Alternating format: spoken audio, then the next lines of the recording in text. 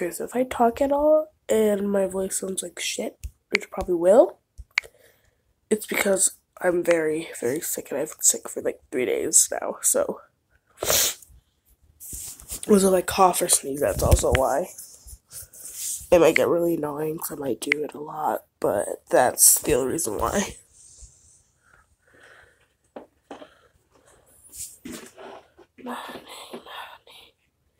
My kneecap.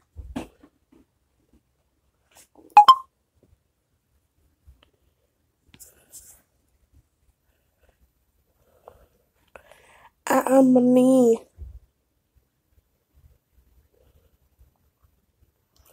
I love their outfits so much. Their new ones, obviously. Let's play this.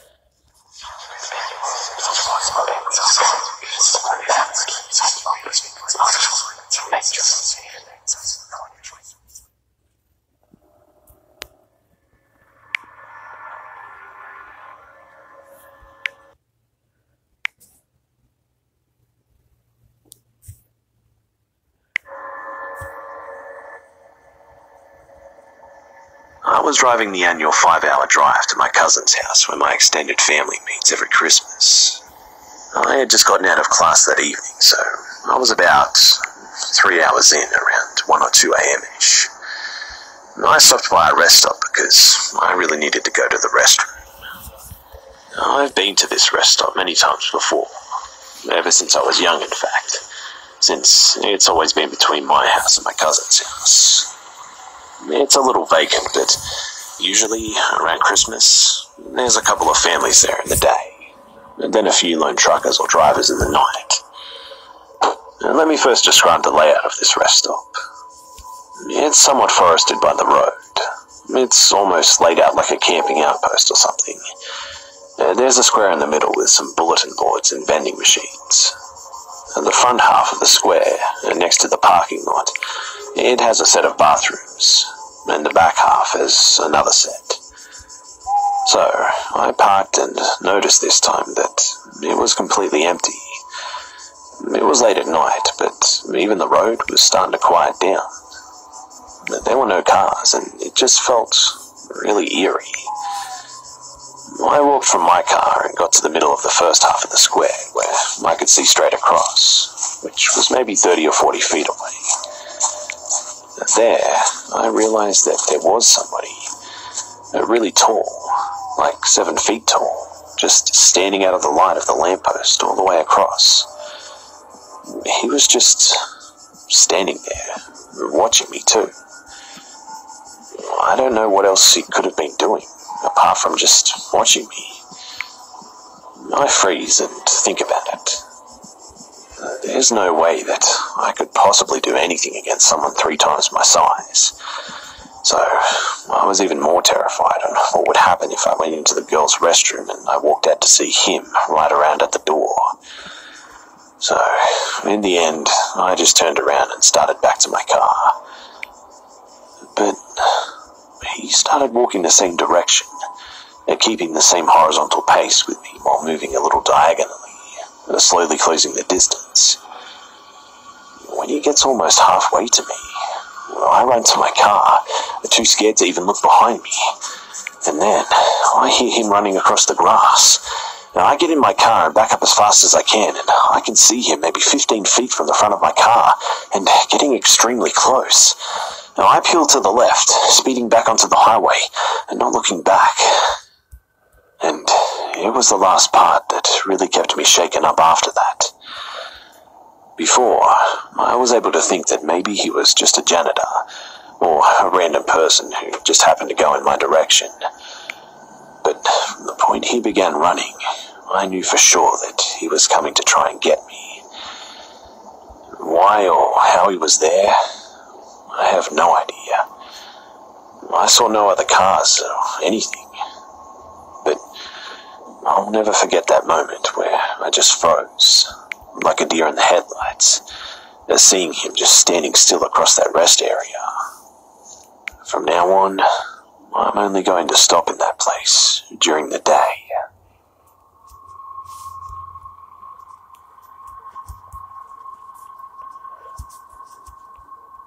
currently reside in Toronto, where I completed my undergrad in commerce, specifically in accounting. However, I was not able to secure a job in the city. The prospect of stable employment ultimately led me to a mediocre establishment in Barrie of Ontario. For the sake of anonymity, I'll refer to this establishment as Company 123. As of now, I've spent about 6 months working at Company 123. I spend roughly 2 hours a day, making the round trip to work. It's definitely not optimal. On this particular evening, I ended up staying late. Depending on how the day goes, I usually head out at 6 p.m. But it was now 10 p.m, and my work wasn't nearly done. After contemplating the meaning of life and losing a good amount of hair, the spreadsheets added up. I took off at midnight, hoping to arrive at home by 1 a.m. so that I could at least get 5 hours of sleep before continuing the daily grind. The drive consists of a few side roads which lead you to the city, and finally the highway ramp. I always take the same route, but it was dark now and everything just seemed a little bit unfamiliar. So I decided that Google Maps would save the day. After entering the address, I selected the most efficient route provided. I had never taken this way home before, but Google said it's the best. And who am I to argue with a brilliantly coded application, right? I made the first turn and ended up on a dark side road.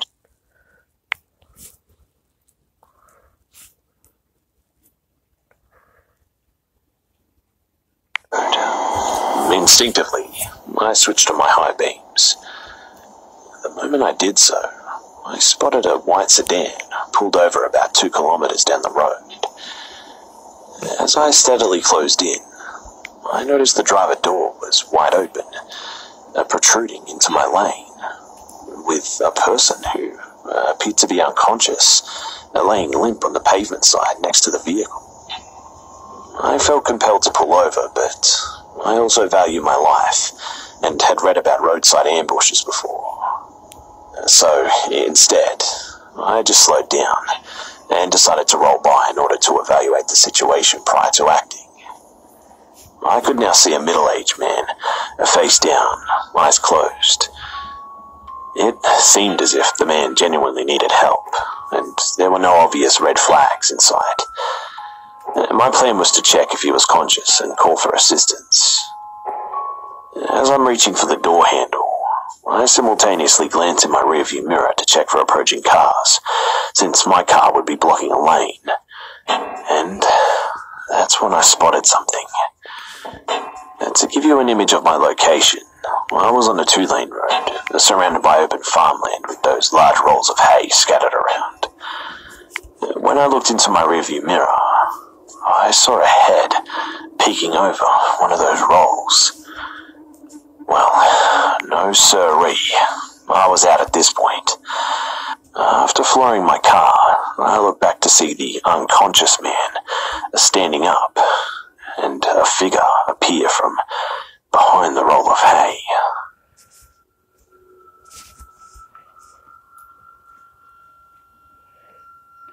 I'm a proud Floridan.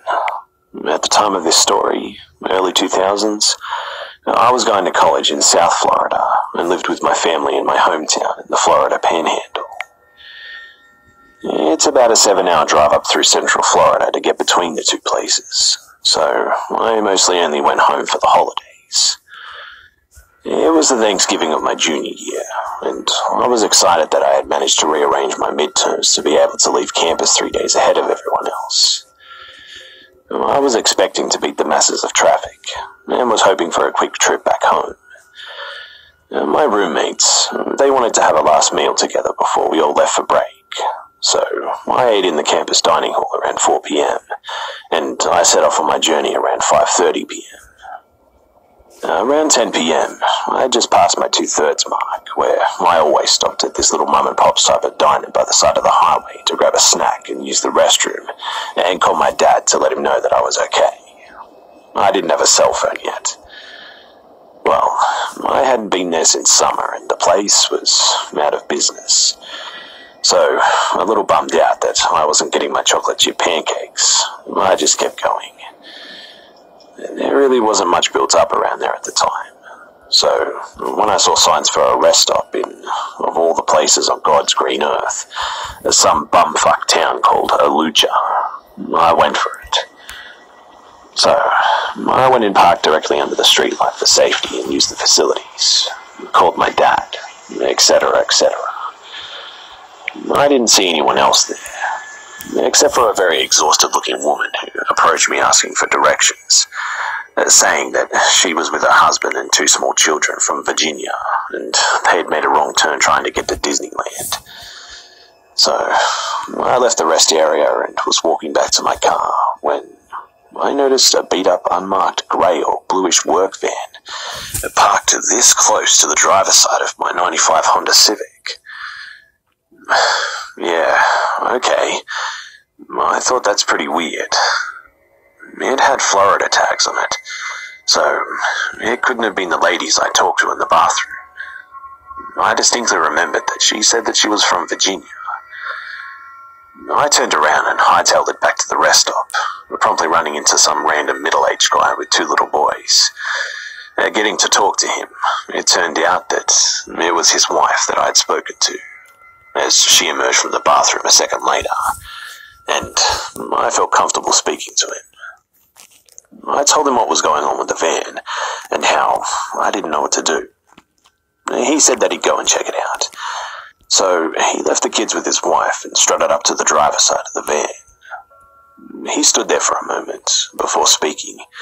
His voice awkwardly quivered, but we could hear him yell it from where we were standing, some 100 feet away. Excuse me, gentlemen. We already called the police, so I'm gonna have to politely suggest that you get out of here. And then he ran back to us, grabbed his wife and his kids, pointed to me with a swift U, and said, "Come on, let's all get in the car, now." And we all just ran together. So, here I was, confusedly sitting in the back of this stranger's SUV, while he went and used the payphone to presumably call the police. Meanwhile, the van peeled out of there. Like, I have never seen someone get the fuck out of there quite like that. They ran up on the curb on their way out. They burned rubber. It was almost comical, in fact. The cops get there, and then I found out what happened. The man went to go and check out the van, and he could see in it pretty well because I'd parked under the streetlight. The first thing that he noticed was that all of the seats, except the driver's seat, they'd all been removed. There was a guy sitting in the driver's seat and a guy sitting in the back, and a tarp laid out in the back, and a bunch of other random items back there that he couldn't immediately identify. Neither of the guys were reading a newspaper or a map or anything. They were apparently both just sitting there. It still makes me sick thinking about it.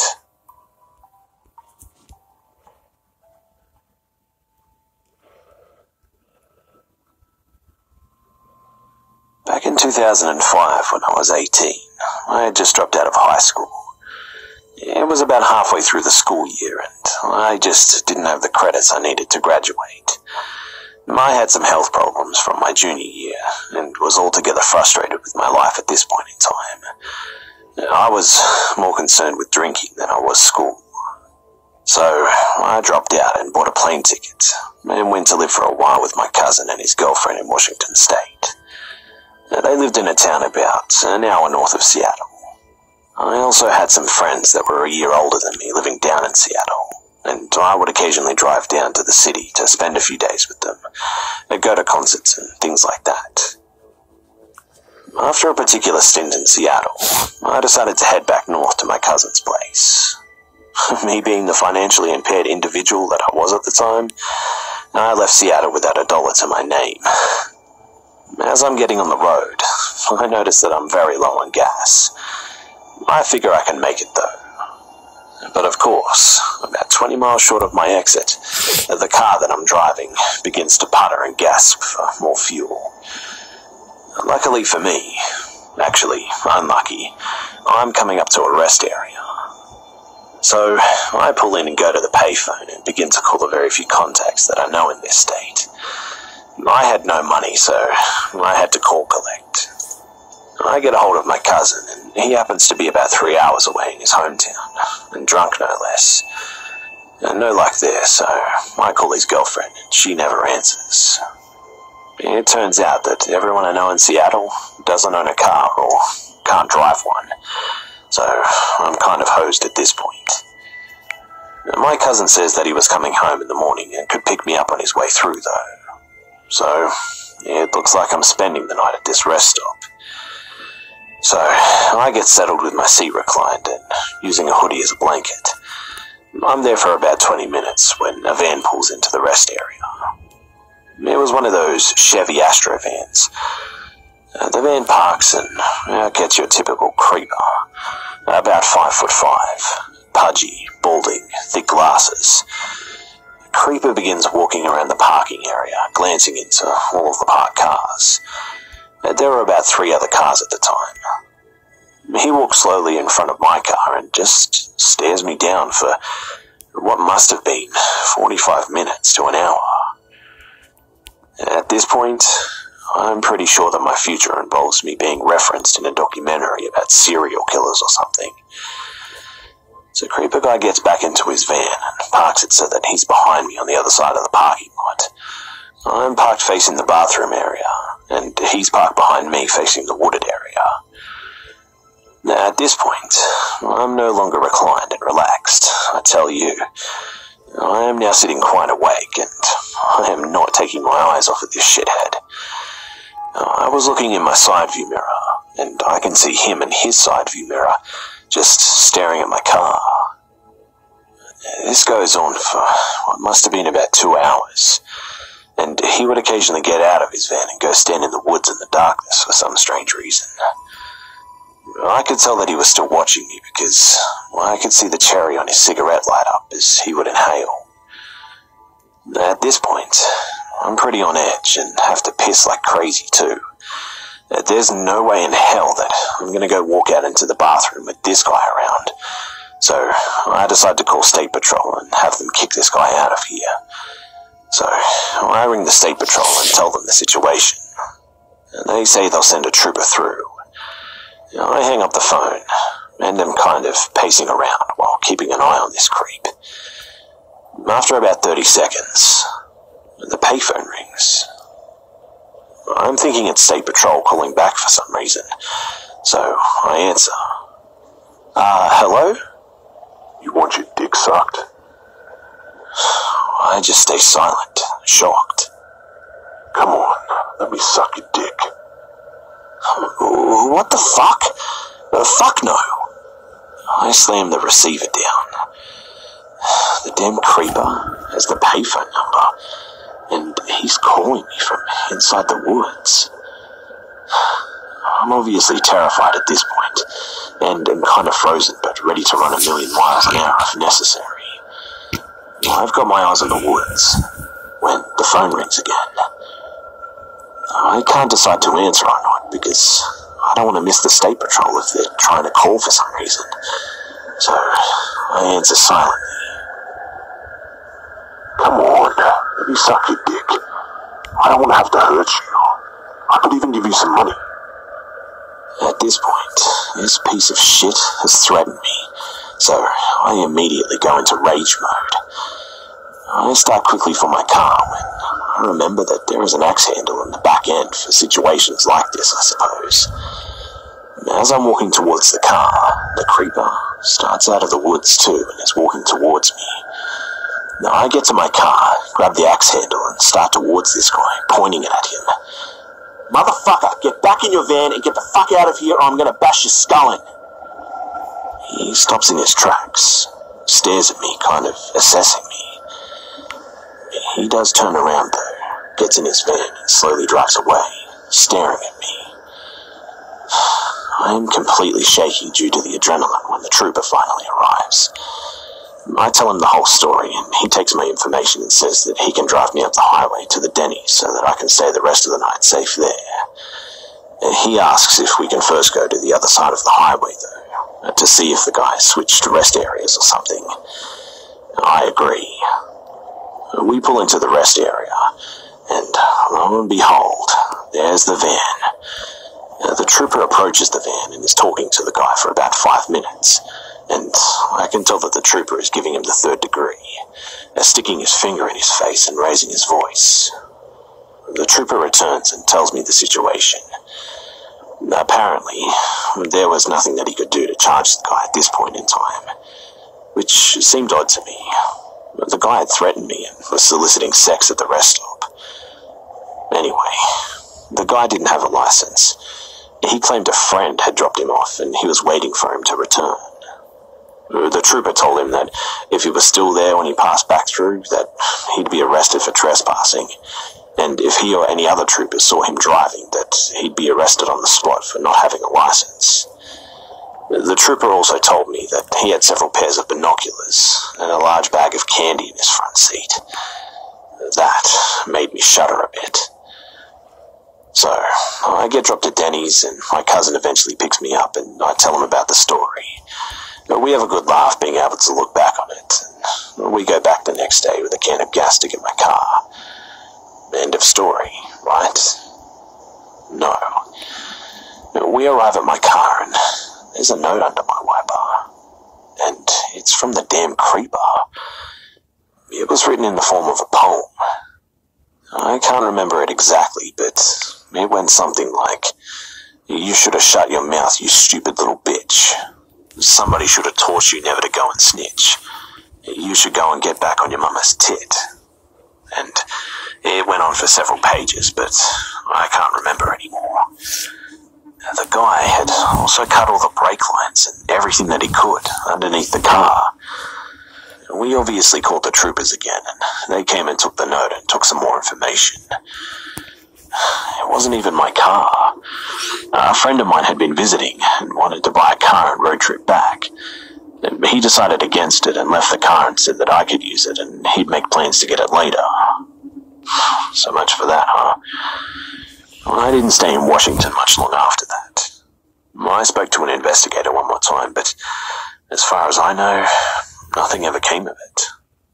And to be honest, I don't know why. They knew who the guy was and everything. But at this point, I was over it and I just wanted to move on. For the short time I was in Washington after this, me and my cousin would pull into every rest stop that we passed, hoping to find this guy. And in retrospect, it's a good thing that we never saw him again, because we were dead set on seriously hurting this guy.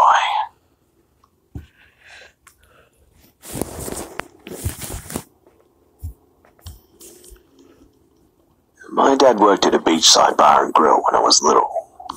In addition to being a chef, he ran and DJ'd the bike and car shows for the restaurant. The car shows were usually on Wednesdays, and the bike nights were on a Friday. A small detail, but important to the story. The car shows were on a school night, so I was rarely allowed to go. But my father would often bring me to the bike nights. By all accounts, I was an adorable and pretty mellow kid, and the bikers, they absolutely loved me. And yes, you might say that this was no environment for a little girl, but I learned a lot about loyalty and friendship from being around bikers. My dad told me that some of them would even call into the restaurant just to ask if I would be there that week. They'd often bring me stuffed animals and candy and stuff. But my favorite of the bikers was a man that I affectionately called Uncle Teddy.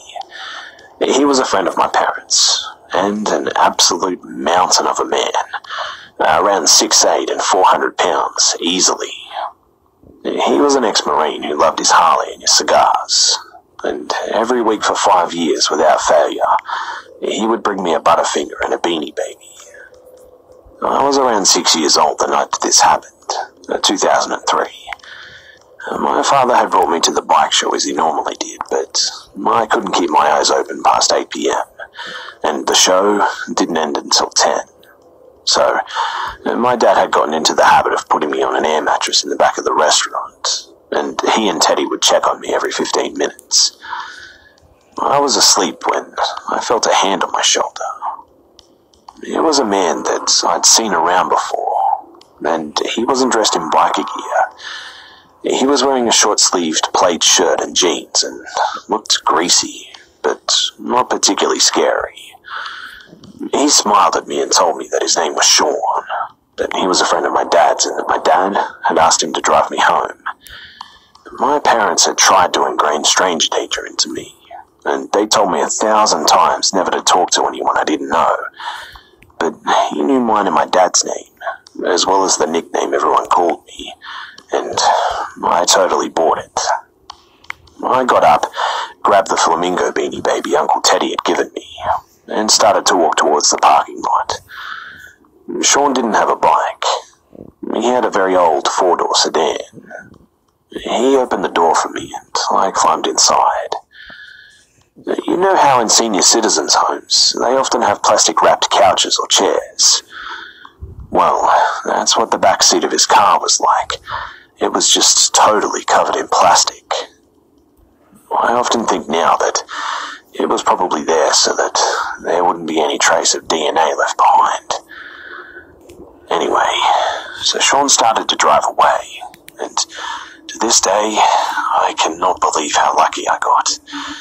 He had parked the car behind the restaurant in a way that it wasn't immediately visible to the bike show, but as he pulled away, I saw Teddy heading through the door, presumably to check on me. He just so happened to look up at that exact moment, probably to acknowledge the car, and I just smiled at him. Well, Uncle Teddy didn't waste a moment, didn't even stop to tell my dad what was going on. He had got on his bike and was on that car's ass before we had even totally cleared the avenue that led out of the parking lot. The avenue that you had to take to get to the restaurant was long, about a half a mile, and then you had to go down another street to get onto the highway. So we were really close to the highway. Sean saw Teddy approaching in his rearview mirror and attempted to speed up, but he must have realized that it was futile. He'd been seen by Teddy, had his license plate number, and a good description. Sean stopped the car, turned around, and told me very calmly to just get out of the car. I was scared by this point, and I didn't waste a moment climbing out and running to Teddy. Sean burnt rubber driving away, and Teddy held me for a moment before putting me back on his bike and taking me back to my dad. And by the time we got back, cops were everywhere and surrounded the place. A lot of the show had emptied out, and my dad was sobbing and screaming on the sidewalk outside of the restaurant. I'll never forget that moment. I ran up to him, hugged him as tightly as I could, and then the rest is just all a blur. I talked to the cops, I talked to my dad, and I even went down to the station and spoke to a sketch artist. I didn't get home until around 2 a.m. Teddy, he never left my side the whole time. An APD was put out on the vehicle, which had been reported as stolen. The sketch circulated around the local news stations, but it didn't turn up anything concrete.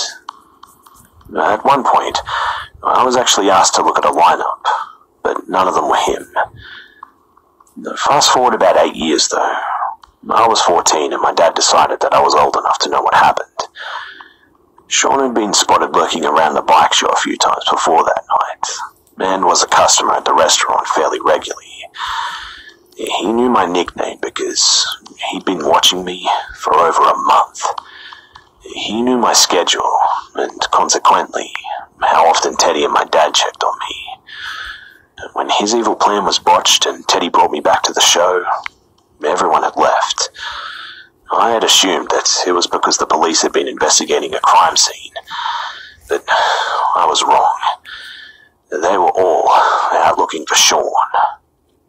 Teddy told them the make and the model of the car with a description of Sean, and one of the guys thought that he sounded like a guy that frequented one of the biker bars downtown. I remember my dad paused for a long time and asked him what happened after that. And he said they found him.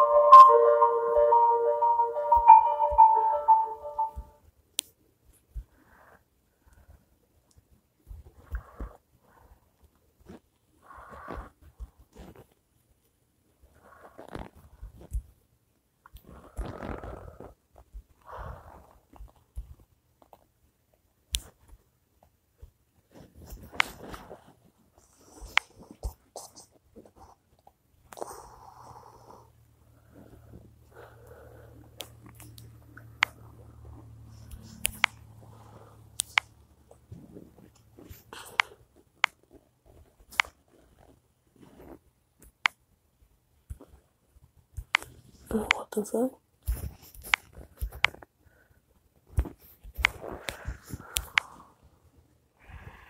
What the fuck? Alright.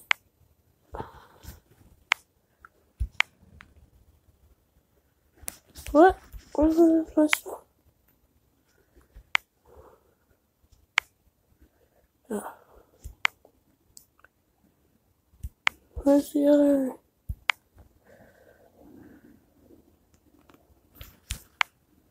Video. Fuck.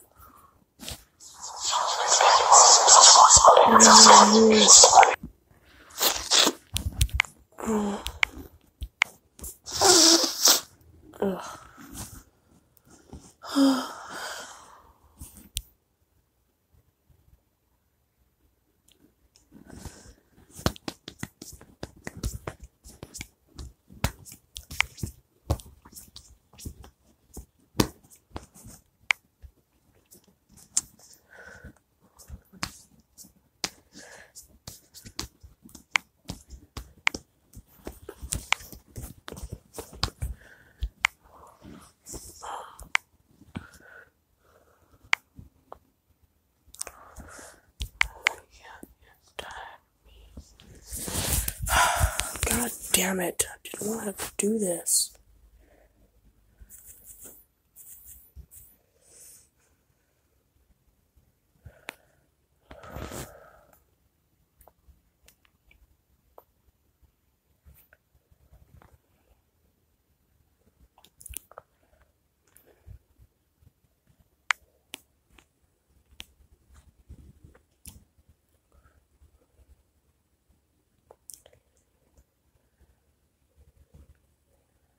What do you mean?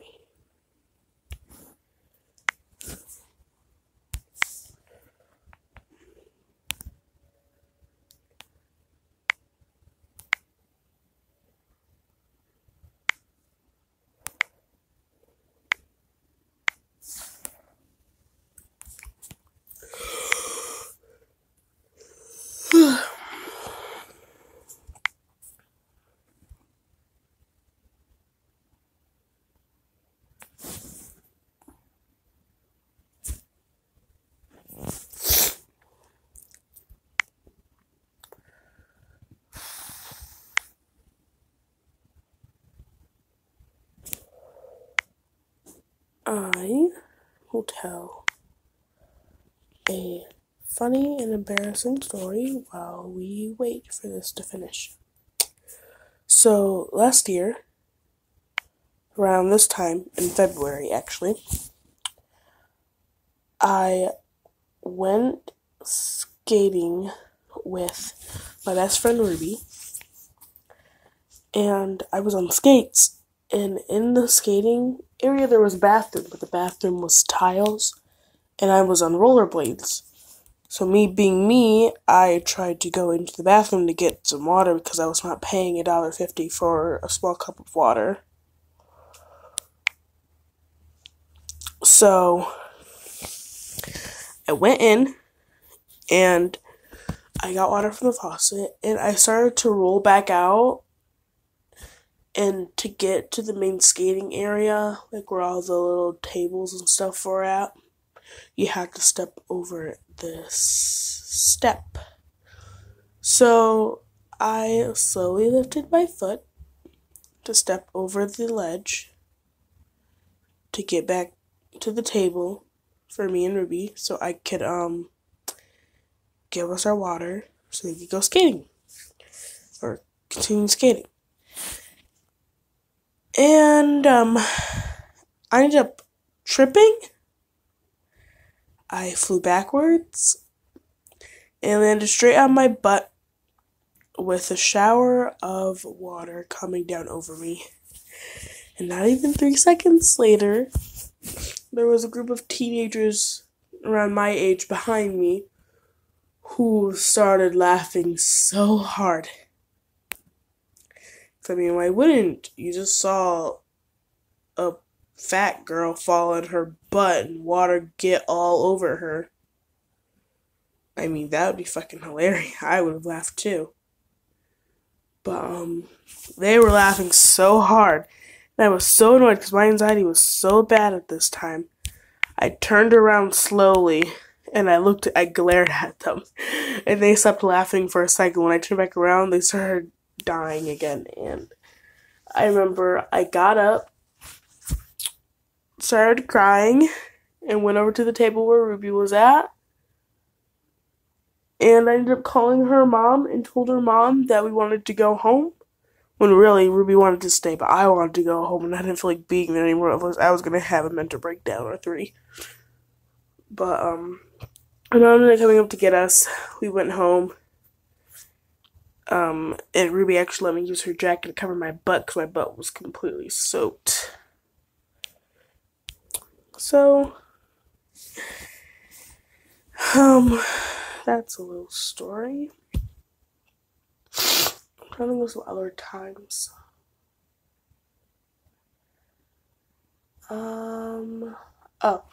First time I ever went on Shivering Timbers, I think I was like between the ages of 7 and 10.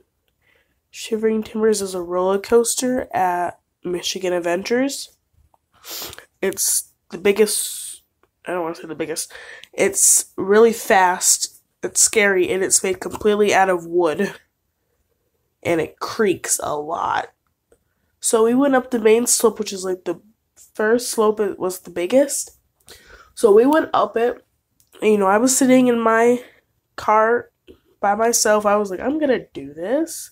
I could do this. My dad was behind me with my younger sister. And I was sitting in my own car, and I was like, okay, this isn't that bad. This is actually really fun. I really like roller coasters. And then we went down the first slope, and I started screaming. I screamed so bad. Like, I started crying. I ended up getting down into the coaster seat somehow. It was like sitting on the bottom of the coaster seat, screaming, "We're all gonna die." I completely remember that part. Because they even, like, on the slopes, there's, like, cameras. They take pictures so you can, like, purchase the pictures when you get off the ride. I'm looking at the picture, and it was me tucked down into the seat, crying. I remember that was so hilarious, because I was so scared, but, I mean, I love roller coasters, and I've never not loved roller coasters, I don't think. Like, I see a roller coaster, I'm like, I gotta ride that boy. Immediately. So, like, if you want to go on the world's tallest roller coaster, I will be the first one in that line. Like, I love roller coasters. I love the thrill and the adrenaline rush. Stay out of the swamp unless you're looking. Okay, well, back to the main. This is Darkness Prevails, the best place to share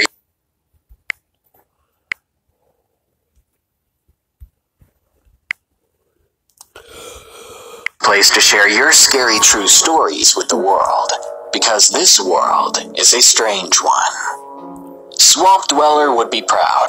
If you're not subscribed to that guy on YouTube, do it. He's got tons of creepy cryptid stories. You see, someone from the swamp like him would know. There are dangerous things in the swamp, Things that you should forget about if you value your sleep. Enjoy these allegedly true scary stories from the swamp. If you enjoy what I do here, think about pledging nothing more than $1 on my Patreon at patreon.com/darknessprevails, so that this channel won't disappear if YouTube goes under. Real quick, I'm going to read something special here, because everyone who enjoys this channel needs to know what's going on here when I receive and read stories. If you want to skip ahead to the stories, you can go to 4 minutes and 6 seconds. I received the following comment and reply from someone who submitted a story from my last video. Leisha. They said, cool that my story got in, but not cool with the artistic changes made to it. Now, most of the time I don't have to change the stories I read except for grammar, punctuation, etc. But some stories do require some heavy editing. Let me list some reason and examples of why this might happen and how it happens. 1. YouTube doesn't let me monetize a video if it has certain words, so you can expect certain words and scenarios from stories to be thrown out, to drive you across the Chesapeake Bay Bridge. Thoughts of how it would end. You try to read, and I will always attempt to replace it. Submitted by Sarah N. There are a lot of scary bridges in Maryland. I mean, you can actually pay someone $30 to drive you across the Chesapeake Bay Bridge, if you can't stomach the howling winds and the sharp turns on the western side. But hands down, the creepiest bridge is DeCourcy Bridge. My bad. I'm just trying to fix myself. Be comfortable.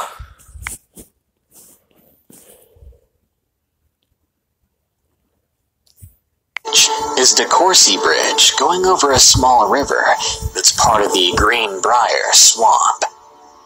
Being the paranormal junkie that I am, I'd convinced a friend of mine, Jack, to finally take me to the 7 Gates of Hell. It was located on a barely there dirt road that would sometimes be flooded out by the tides.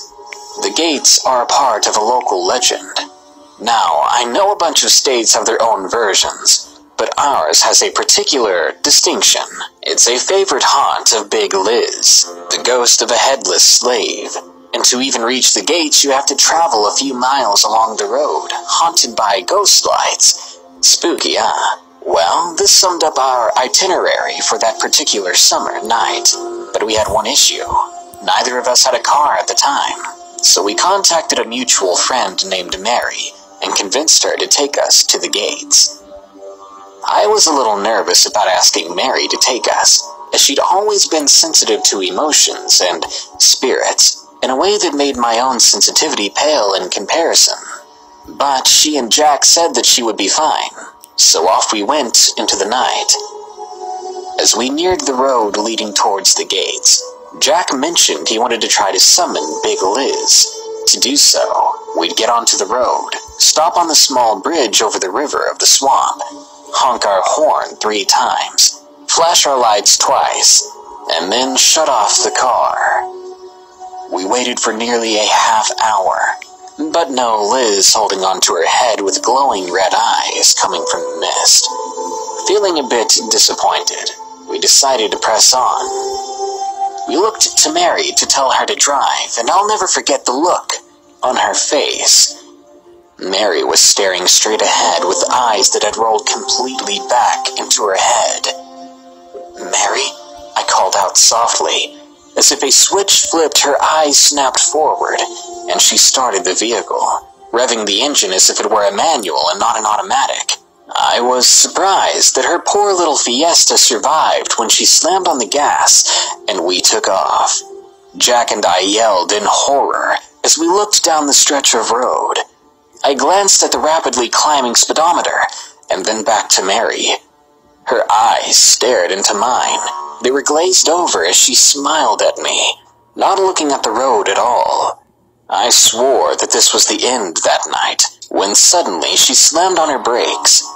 I felt whatever had possessed her leave through the windshield and continue down the road. Mary somehow kept control of her screeching, slightly fishtailing car, and we came to a stop in the middle Oh of my the god, swamp. just farted. With tears in her now normal-looking eyes, Okay, she threw the car into reverse, pulled the fastest three-point turn I've ever seen, and sped back up the road. Oh, the smell. Suddenly, Jack cried out. I glanced in the rear view to see 2 pinpoints of light that hadn't been there before, and they were following us. Mary's tiny car sped along the road, with the ghostly car tailing us. Once we passed over the bridge, the lights faded away into nothingness, but Mary continued to speed away the way we had come. Jack, Mary, and I sat in silence all the way back to Cambridge, the nearest town. Only once we were back along familiar roads did Jack and I begin to ask Mary what had happened, but we were met with stony silence. I worriedly asked Jack about other spirits along the road. That's when he told me about the origins of the ghost lights. Apparently, a man had taken his car out to that road to practice racing. Unfortunately, he hit a wet patch of road near the bridge and hydroplaned off the asphalt, hitting a tree in the swamp. He passed away nearly instantly. I can't say for certain that the ghost driver possessed my friend, but I do know that I won't be taking Mary back there in no hurry. Number 2, Swamp Zombie, submitted by Jessica B. I was staying at my uncle and step-aunt's house to babysit my 6-year-old twin cousins. The house was right beside a swamp in Canberra. I was about 14 to 15 years old at the time. I had just put my cousins to bed when I heard a squelching noise in the swamp. I assumed it was a wild animal, a cow or sheep that had gotten lost. I ignored it, but the squelching continued for another 20 minutes before slowly stopping. After maybe half an hour, a low, distant croaking began. Assuming it was swamp toads, I wasn't scared, but for fear of my cousins waking up, I shone a light out there. To my horror, there were no toads. I saw something else that night. It was a tall, yellowish-green humanoid figure. It was standing and trembling in the woods, facing away from me and staring into the swamp. I nearly screamed when I saw it, but managed to stifle it into a whimper. Its flesh looked decayed and rotted, as if years of gangrene had taken its toll on its skin. Unfortunately for me, the thing managed to hear my whimper. It clumsily turned around, piercing me with those black eyes that reflected from my torch beam. I threw back the curtains, hoping whatever it was hadn't seen me. The flashlight slipped from my hand and clattered to the floor, and then I heard a banging. Not like someone breaking through the window, but like someone was knocking on our door. My cousins had gotten out of bed, and had now run into the kitchen. They began screaming, probably more afraid than I was. I grabbed a knife from the kitchen drawer, grabbed the front doorknob, gathered my courage with a few deep breaths, and then threw it open. There was a massively loud shriek, and footsteps going back into the woods, but other than that, they were gone, whatever they were. Needless to say, I didn't babysit over there ever again, and I've been very wary of any more swamps. Number 3, The Shadow Man, submitted by Andrea. This happened almost 13 years ago now, when I was 11.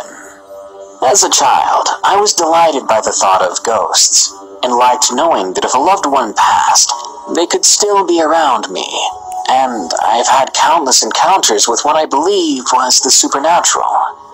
I believe I've seen my grandmother, grandfather, godfather, and my cousin, who had taken his own life, and other spirits who were once alive. However, me seeing these entities, it didn't all start until we moved into that house. These houses were built on land that was an ancient swamp, where countless people's lives had been taken, by accident or otherwise. so these swamps had a history. I know, right? Such a lovely place to build. Let's jump to a week after we were finally all moved in, when I started to feel uncomfortable things about the house. For example, whenever I was left alone for more than a few minutes, I felt eyes on me, like someone was always behind me breathing down my neck. But it was only when no one was around. My room was 10 times worse than any other room as well. I've never felt comfortable in there at any point in time, unless someone was accompanying me. I always felt as if I was being watched by something I couldn't see, but I could always feel it around me. I would have horrible nightmares of being chased by something invisible, something that wanted to harm me. No matter where I went or where I'd hide, it would always find me. I would always wake up before he could do anything, right at the moment his hands were extended towards me, ready to grab me by the throat. After that, I started sleeping in bed with my mother, and the dreams did fade. I slept in her bed for 2 weeks. Then one night she told me I had to sleep on my own again, and that everything was going to be fine. I begged and pleaded for her not to make me go into my room, but she told me I was just being silly, and that nothing was in there that could hurt me. She tucked me in, sat beside me and patted my back, until I fell asleep. And that's when the dream started. I was running in the woods away from this shadow man. He wasn't invisible anymore like he used to be. He was 5'11" with a medium build, wearing a long black trench coat, an all-black Panama hat, and heavy boots. I couldn't see his face or anything other than his shadow. He was coming toward me, wanting to hurt me again. I tried to stop and hide, but he would appear right behind me or in front of me, forcing me to change directions and keep running. Eventually, he led me to the edge of a cliff. When I got there, I woke up in a start, a cold sweat, my heart racing, and I needed to run out of the room. I quickly crawled in bed with my mother. Just when I thought everything was safe again, I saw him. I saw him in real life this time. He was walking down the hallway towards her room, then stopped in the doorway staring at me. Then he began to walk slowly but swiftly towards me, if that makes any sense. I just laid there frozen in fear, as the shadow man was standing over me now. I shut my eyes waiting for something to happen. When I thought it was over, I opened my eyes to see him beside the bed.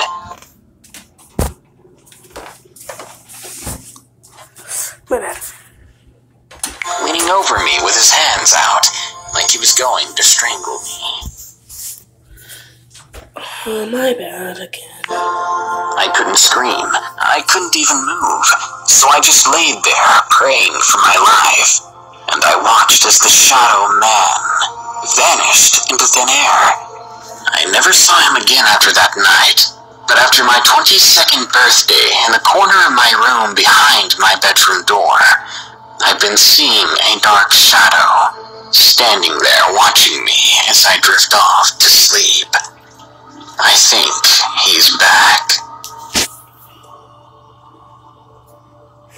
Number 4. The Figure. Submitted by Fiona. This is going to sound crazy. I'm 13, and this happened 2 years ago. It was the peak of the summer, and my stepsister Abby and her best friend Amy were over. They were 13 or 14 at the time, and I was 11. We were all hanging out at about 9:30 that night, just being bored, so we then decided to take a walk. We grabbed a flashlight and our phones, then told our parents we were going for a nighttime adventure of some sort. I lived on about 5 acres of woods, and 3 of those acres were practically all swamp. Behind my house, which is downhill, and to the left is the road. To the right is more woods and neighbors. We walked behind the house for a ways, then decided to go out to the road, which, by the way, is a quiet dirt road. Towards the end of the road, there's a dead end. Then there's a small trail leading through the wetlands, about a quarter of a mile out to a nearby river. We were almost to the end of the dead end when Abby started singing the national anthem. Being the annoying little sister I am, I kept singing random parts really loud, obnoxiously trying to mess her up and make her upset. Long story short, she started laughing at me and began to chase me. I ran and darted around a trash can, but as I did, I saw a tall figure with a white face standing only 3 feet away from the trail. I didn't think anything of it at the time. I just thought it was a glint from the flashlight or something. Amy looked over at us and harshly told us to be quiet. Abby and I gave her a confused look and asked why, and she said, "Do you guys not see that?" My heart sank when she pointed at the figure, a tall, white-faced figure just standing there, staring down at us. We walked about 2 feet closer to it, then Abby's phone started acting up and freezing. We were kind of freaked out at this point, but nothing that would cause us to turn and bolt home just yet. My house was about a third of a mile away from where we were, so if we did run, it would be a long shot. If we took the road, we'd have to run up a hill and go down my long driveway, then jump the fence surrounding the house. But we still wanted to see what this thing really was. After we took another step forward, toward the figure, that was when the flashlight died. Abby, who was holding it, was trying to get to work again, but nothing happened. At this point, we were done, so we turned and ran up the hill. We stopped at the beginning of my driveway, then turned to look back. Suddenly, the flashlight turned back on, and we turned to see nothing but Amy walking about 20 feet down the hill. Then, she stopped dead in her tracks. She turned again and yelled, "Run." This time, we didn't stop until we made it back inside the house where our parents were, who looked at us concerned when we ran in. We told them everything, but they said it was just us seeing things in the dark. If we went out trying to be scared, then we would be scared, they said. But I will never forget that night. It was one of the most terrifying experiences of my life. I just wish I knew what we saw that day. And to everyone who likes to explore the woods at night, especially in northern Michigan, be careful. There's something with a pale face out there, and it likes to watch people walk through the woods. That's so weird because I live in Michigan. Oh, that's so Number creepy. 5. The Swamp Dinosaur. Submitted by Chris P. Sometimes you see things that you just wouldn't believe, and maybe you shouldn't believe. A few years ago, when I was 16, I lived in Louisiana on the Red River to be exact. As an avid Oh, my bad. fisherman, What the heck? I would make daily trips to my usual fishing spots to see if I could hook into a big catfish. One day in late summer, I decided to pay a visit to my favorite spot as a way to keep my mind off of the ton of homework I would have to do in just a few days. It was just a couple miles walk from my house out in the country. My favorite place to go fishing was sketchy, to say the least. Most of my normal targets were ponds, but this one was different. It was a swamp, just exactly like the ones you see in movies. Alligators, muskrats, and possums were not abnormal sights out there, and I liked how secluded the swamp was, like it had gone untouched by civilization for thousands of years. In a way, it was humbling. To get into the swamp, you first enter a clearing in a large forest of cypress trees, which grow steadily thicker as you walk in further. From here, I had learned through trial and error the best path out to the water, and to the perfect fishing ledge. It normally took about an hour of walking to get there, but it was always worth it. Yeah, I was right. That day, in the entrance of the swamp, things were quiet. No birds chirping, no squirrels running up and down the trees. Even the swamp rats I had always seen there, and grown accustomed to, were gone. It was as if all the animals had packed up and left overnight. I began to grow cautious. I knew that black bears were pretty common in this area. Perhaps one could have scared off the smaller critters. Nevertheless, I decided to venture on anyway. I regret that decision more than anything else in my life. I finally arrived at the ledge, eager to catch myself dinner for the evening. After casting out my line, I noticed something was wrong. It would normally take but a few seconds to get a bite in that swamp. But minutes passed by, eventually turning into hours, and still, after what seemed like 100 casts, there was nothing. I could not believe what was happening. Darn it, I said to myself, as I hook-snagged on a cypress root. I tried to retrieve the line, which finally broke. As I was fastening on a new hook, I heard it, a terrifying sound that, to this day, still makes the hairs on the back of my neck stand up. It sounded like the low, angry growl of an alligator, but deep down I knew it wasn't the same, because I couldn't pinpoint the source of the sound. It began to echo, seeming to come from all sides in the heavily wooded swamp. Whatever this thing was, it was big. I dropped my fishing pole into the water beneath me in fear. I kept trying to convince myself that it was just a gator, hopefully a small one, that I could escape before anything bad happened. I began to pack my things up to leave, but then the growl happened again, even closer. This time, the loud grumbling caused vibrations that resonated through my entire body. Worst of all, it was followed by a blood-curdling hiss, like some sort of giant python. And then I saw it. It was swimming through the water about 80 yards away, snaking its way in between the cypress trees. At first, I thought that my fears had been correct. It was a Oh my god. large alligator. But as it drew closer, I realized that no alligator could be this big. It was at least 50 feet long, with the head the length of a man. It was the kind of colossal realization that makes your knees weak and your mind temporarily insane.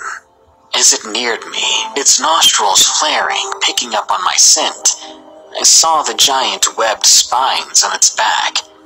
I closed my eyes and rubbed them, thinking I have to be hallucinating this. When I opened them again, though, the thing was still there, except now it was directly beneath me, gazing at its newfound prey. Just one step forward off the ledge, and I would be the creature's dinner. Nothing really comes close to how this thing looked, but believe it or not, the closest I could come to describing it would be how the Spinosaurus looked in Jurassic Park 3, except the thing I was looking at looked more skeletal, as if it hadn't eaten in forever. I couldn't help but wonder if I was about to become food. Then it stood up in the shallow water, its legs propelling it upward until it was looking me straight in the eye. It was massive, probably 10 feet over me. I was close enough to touch the thing, and the horrible stench of rotten fish hit my face every time it breathed. Its piercing amber eyes seemed to look right through me, into my soul. It opened its powerful jaws, and inside its mouth were hundreds of dagger-like teeth, the longest of which was nearly 6 inches long. It growled again, but this time it was deafening, and if I wasn't petrified in fear, I would have covered my ears. I knew that I couldn't even dream of outrunning this creature so much bigger than me, so I stayed still. We both stood there, staring at each other for what seemed like hours, but it was probably only a couple of minutes. I was expecting for this thing to snatch me up into its mouth at any moment, but just when it started to open its jaws wide, a hunter's rifle sounded in the distance. It looked in the direction it came from, let out a hiss, and then plunged itself back into the water and swam away quickly. I nearly collapsed right then, but I decided to run out of that swamp at full speed, tripping over roots and limbs several times before I found the entrance, and I never looked back. I guess even the largest of predators would soon come to fear the sound of a gun. When I got home, my legs were sore from running. My parents saw that I looked worried. They asked me what happened, and if I'd seen anything. But I just muttered, "I'm just tired, is all." I've never told anyone about this now. You can probably tell why. No one would believe it, but also because I keep trying to push this thing out of my mind. I don't go fishing much anymore. It's been 3 years, but in my nightmares, I can still hear that growl and see those burning amber eyes. And number 6, My Haunted Childhood Home. Submitted by Mighty J. What I'm about to share with you are a few paranormal experiences that happened to me growing up in my childhood home. I've told very few people these stories, but it has been weighing on me for years now. I'm 27 years old, and these things have happened to me from the ages of 5 to 18. 18 being the age when I finally moved out of my mother's house and into my first apartment. Let me start off by saying that I'm a very rational person, I think. I work as an internal auditor for a major corporation in my area, and I'm a mother of an 8-year-old boy and 2 dogs, so I believe my personality to be more grounded than fanciful. But I've never denied the existence of the paranormal.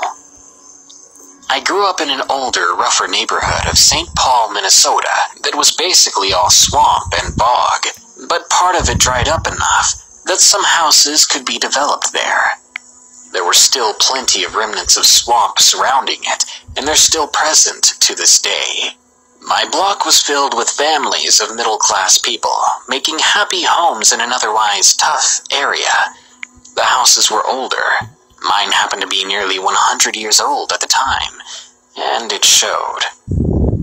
I was raised by my mother, had one sister named Shannon, who was 2 years my junior, and one German Shepherd named Jersey. My first childhood memory is actually my first experience with whoever or whatever was in my old house. I remember sitting at this desk my mom built into the pantry in the kitchen, which had become her home office. Back in the 90s, when computers were just starting to make their way into homes, I was excited that once my mom was finished with her projects, she would let me play on it. I would sit there for hours just play typing or being a weird little kid. One day, however, as I was messing around on the computer, I remember feeling very, very cold. It was weird because it was summertime, and though it was dusk, I should never have been that cold. And then, something caught my attention. From the kitchen, I could see into my little sister's room, the open entrance to the basement stairs. Thinking maybe it was my sister darting into my peripheral, I turned to look at her, only to see me, but not me. At the top entrance of the stairs, I saw a perfect clone of myself in the same princess nightie I was already wearing, except that this other me had big black eyes. It just stared at me for a couple of moments, looking toward the stairs, then back at me before once again turning toward the stairs and walking down them slowly, as if beckoning me to follow. I did not. I may have been a child, but I wasn't stupid. And I knew I wasn't sleeping or dreaming, as just a few moments after the thing disappeared, my mother called me to get off the computer and to get ready for bed. I remember that occurrence vividly to this day, and it chills me nonetheless. Another experience I had in my house that I actually shared with my sister was in our basement. We had always hated going down there. It was oddly cold, even in the summer, and gave us the creeps. One night when I was in middle school, I was babysitting my sister so my mom could have a well-deserved dinner night out with her friends. My mom asked me to get a jump start on the laundry as well, and begrudgingly I obliged. The laundry room was in the basement, and it was one of my least favorite rooms. While I was down there putting clothes into the machines, I heard a bunch of toys go off in one of the storage rooms. I remember jumping up and getting pissed off, thinking Shannon had tried to scare me. So I ran out of the laundry room, ready to yell at her, only to find that she wasn't there. I yelled at her and she came running from the living room upstairs into the basement with me. I asked her if she made all these toys go off at the same time, and she said, "No, I've been watching TV in the living room." After she said that, we both heard a feral, low growl. It was coming from behind one of the shelves in the storage room. Needless to say, we booked it out of there and went back upstairs to where our dog Jersey was sleeping, and we held on to her and each other until our mom came back home. That was the only time I ever heard that growl, but not the last time all the toys would go off randomly, seemingly on their own.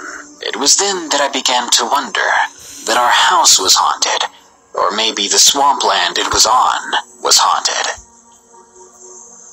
The next experience I had was when I was a teenager, in the basement bathroom.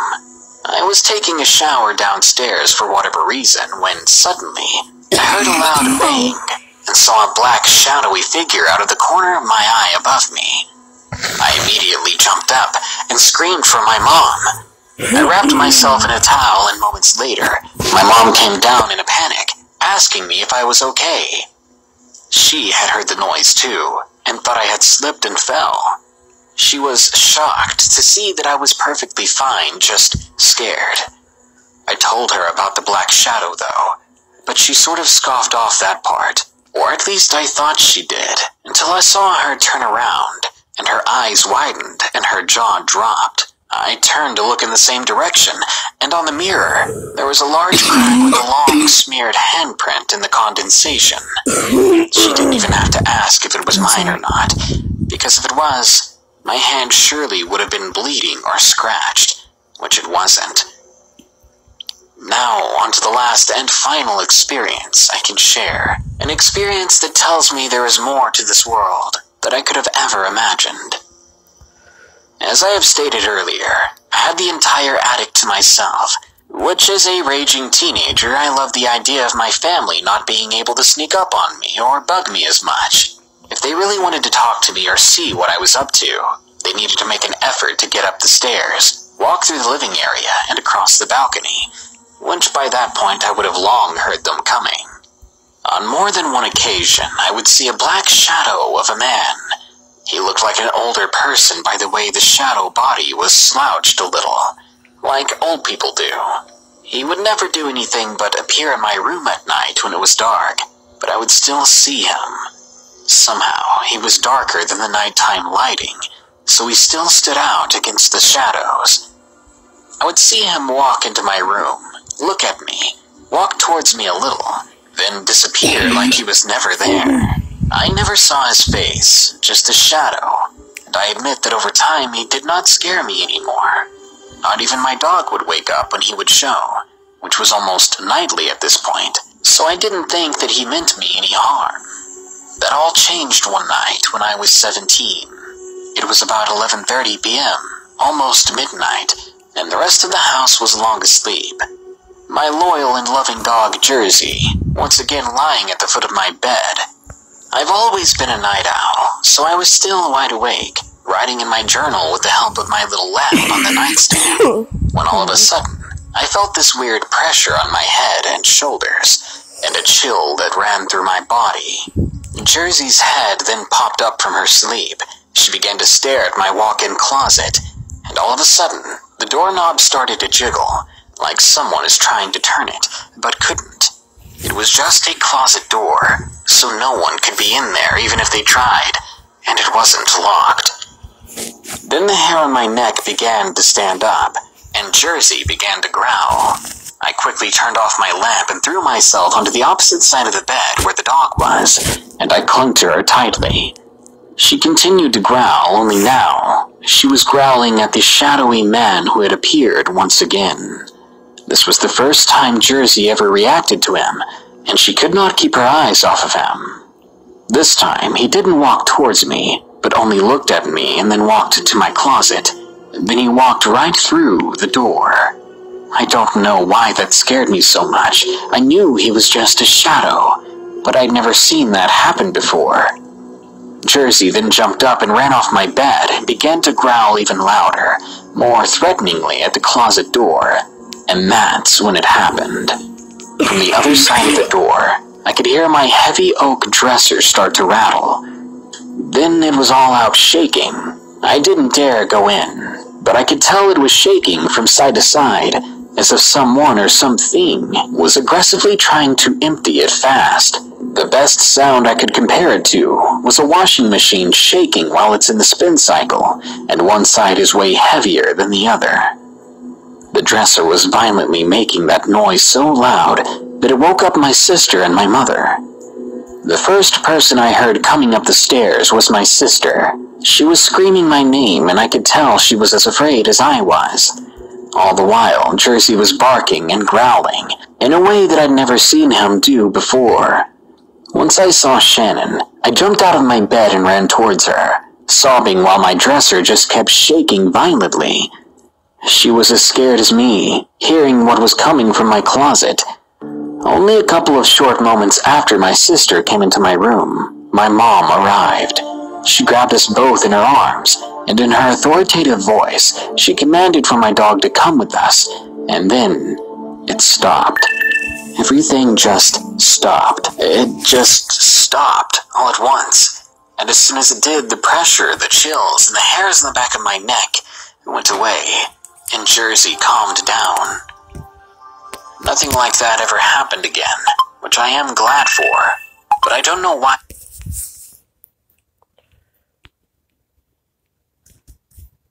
It only stopped when my mother spoke.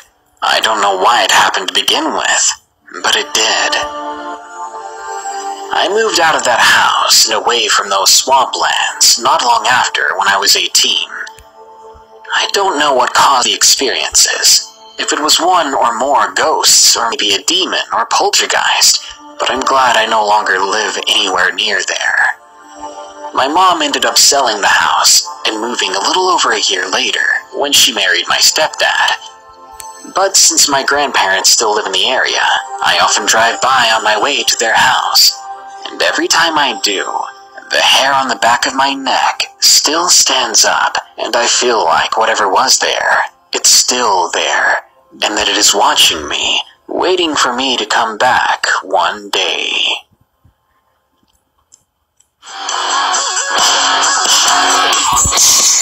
Maybe it's not the best idea to build your house, go fishing, or hiking in the swamp. Just the word swamp screams stay away, and I for one will listen. But some of us can't seem to keep away. These stories will almost make deforestation look good. Almost. This is Darkness Prevails, the best place to share your creepy true story. Place to share your creepy true stories with the world, because this world is a strange one. Unexplained disappearances, bizarre staircases, unsettling creature sightings. It all goes down in the woods. The forests seem to be the home of unexplained and horrifying phenomena. But we keep going in there, ready to get lost or become food for something bigger. Enjoy these allegedly true stories of the terrifying things found in the woods. Remember, you can share your true stories using the links in the description. And think about pledging just $1 on my Patreon at patreon.com/darknessprevails. Thank you. Real quick, here are my favorite early comments from my Valentine's Day video. Reaper Tells says, "Joke's on you, I don't have a heart. No worries, you can have some of mine. I hope you enjoy extremely high blood pressure." Motionless says, "I love the intro to your videos." I do too, I'm glad I improved it. I think the intro graphic is pretty fierce. Robert says, "More nightmares, I can hardly wait." That's my reaction every time I hear about a new scary movie. Nabil says, "Valentine's is a hoax made by florists." No doubt, but my wife loves the chocolates. And Tegan says, I literally have no idea what to say, so I'm just gonna go with the classic. Do you like jazz? Kind of, but I do prefer the B movie. Now, let's see what's hiding in Mother Nature. Number 1. The Tower in the Woods. Submitted by Julia B. I live in a small rural town in Quebec, Canada. In front of my house, there is a small forest with some really nice trails, and I would often take my dog Sokia for a walk. I would usually take a trail that would go up to a farm and walk it back and forth. One day, I discovered another trail that would bring me back to the end of the normal trail like some sort of loop.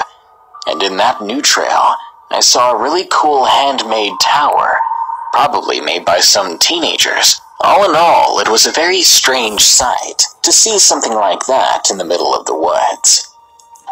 It had 2 floors and was decorated with some road signs, which made it look even weirder. One day of October 2017, I took my 7-year-old brother out with me for a walk with the dog, because my mother wanted him to go outside instead of playing inside with his tablet all day. So we got out in the woods, and I decided to show him this tower, because I was sure he would like it the same as I did. Unlike any time before, once we arrived at the tower, the whole forest went eerily quiet. But because the tower was new to my brother, I was more focused on his reaction to it. He seemed amazed. We took a few more steps towards the tower, and I noticed the silence. Never before had being in these woods felt so wrong. Something didn't want us there. I hated the feeling, and I wanted to just leave. Trying not to sound scared, I told my brother that it was time to leave. We had to get back home before it started getting dark, and I didn't want him or the dog attempting to climb it, as there were thorns around it, and I didn't want them getting hurt. As we were leaving the place, I started to hear some music coming from inside the tower, and no, it didn't sound like a radio or CD player or anything like that. Nothing like a teenager would be listening to. Instead, it sounded like an ancient music box, ticking its tunes over a metal cylinder. I was hoping I was just hearing things, but then my brother asked me what was making the music. I didn't want him scared. Again, it would make it easier to go home if we were all calm, or at least if he was calm. So I told him that it was just my phone playing the music, because I probably pressed a button by accident. Then I pulled him along with me, speed walking, trying to get us both away from the tower. I felt like someone or something that was there at the tower was trying to scare us, and it was working. When we got on my usual trail to go back home, my dog stopped right in his tracks and stared into the woods. The woods we had just exited in the direction of the tower. I called out to her, told her to keep going, and then I heard the sound of footsteps and branches breaking. The sounds were coming towards us.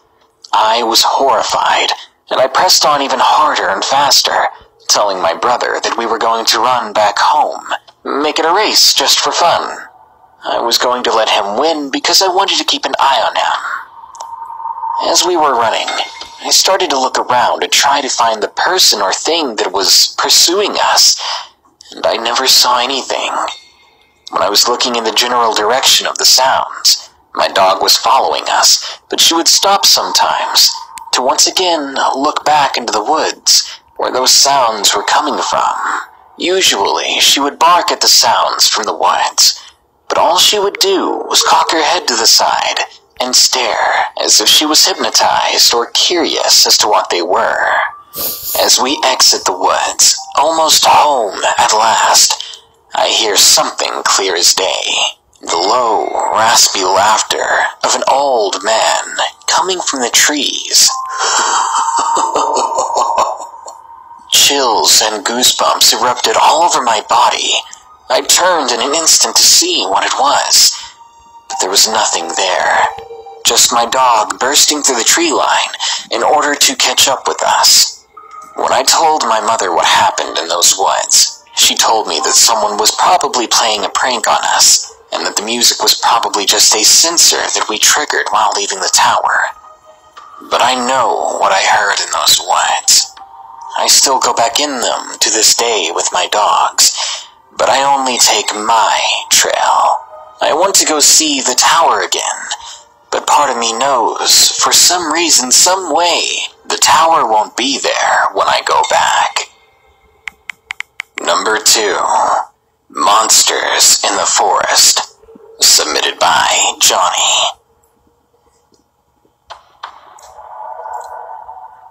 In all of my life, I've never encountered a thing quite like this.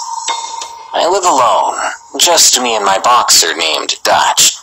I'm 26, but I'm taking a few years for myself. At the moment, I live in a cabin, only a few miles from the nearest paved road. It can get very lonely out here.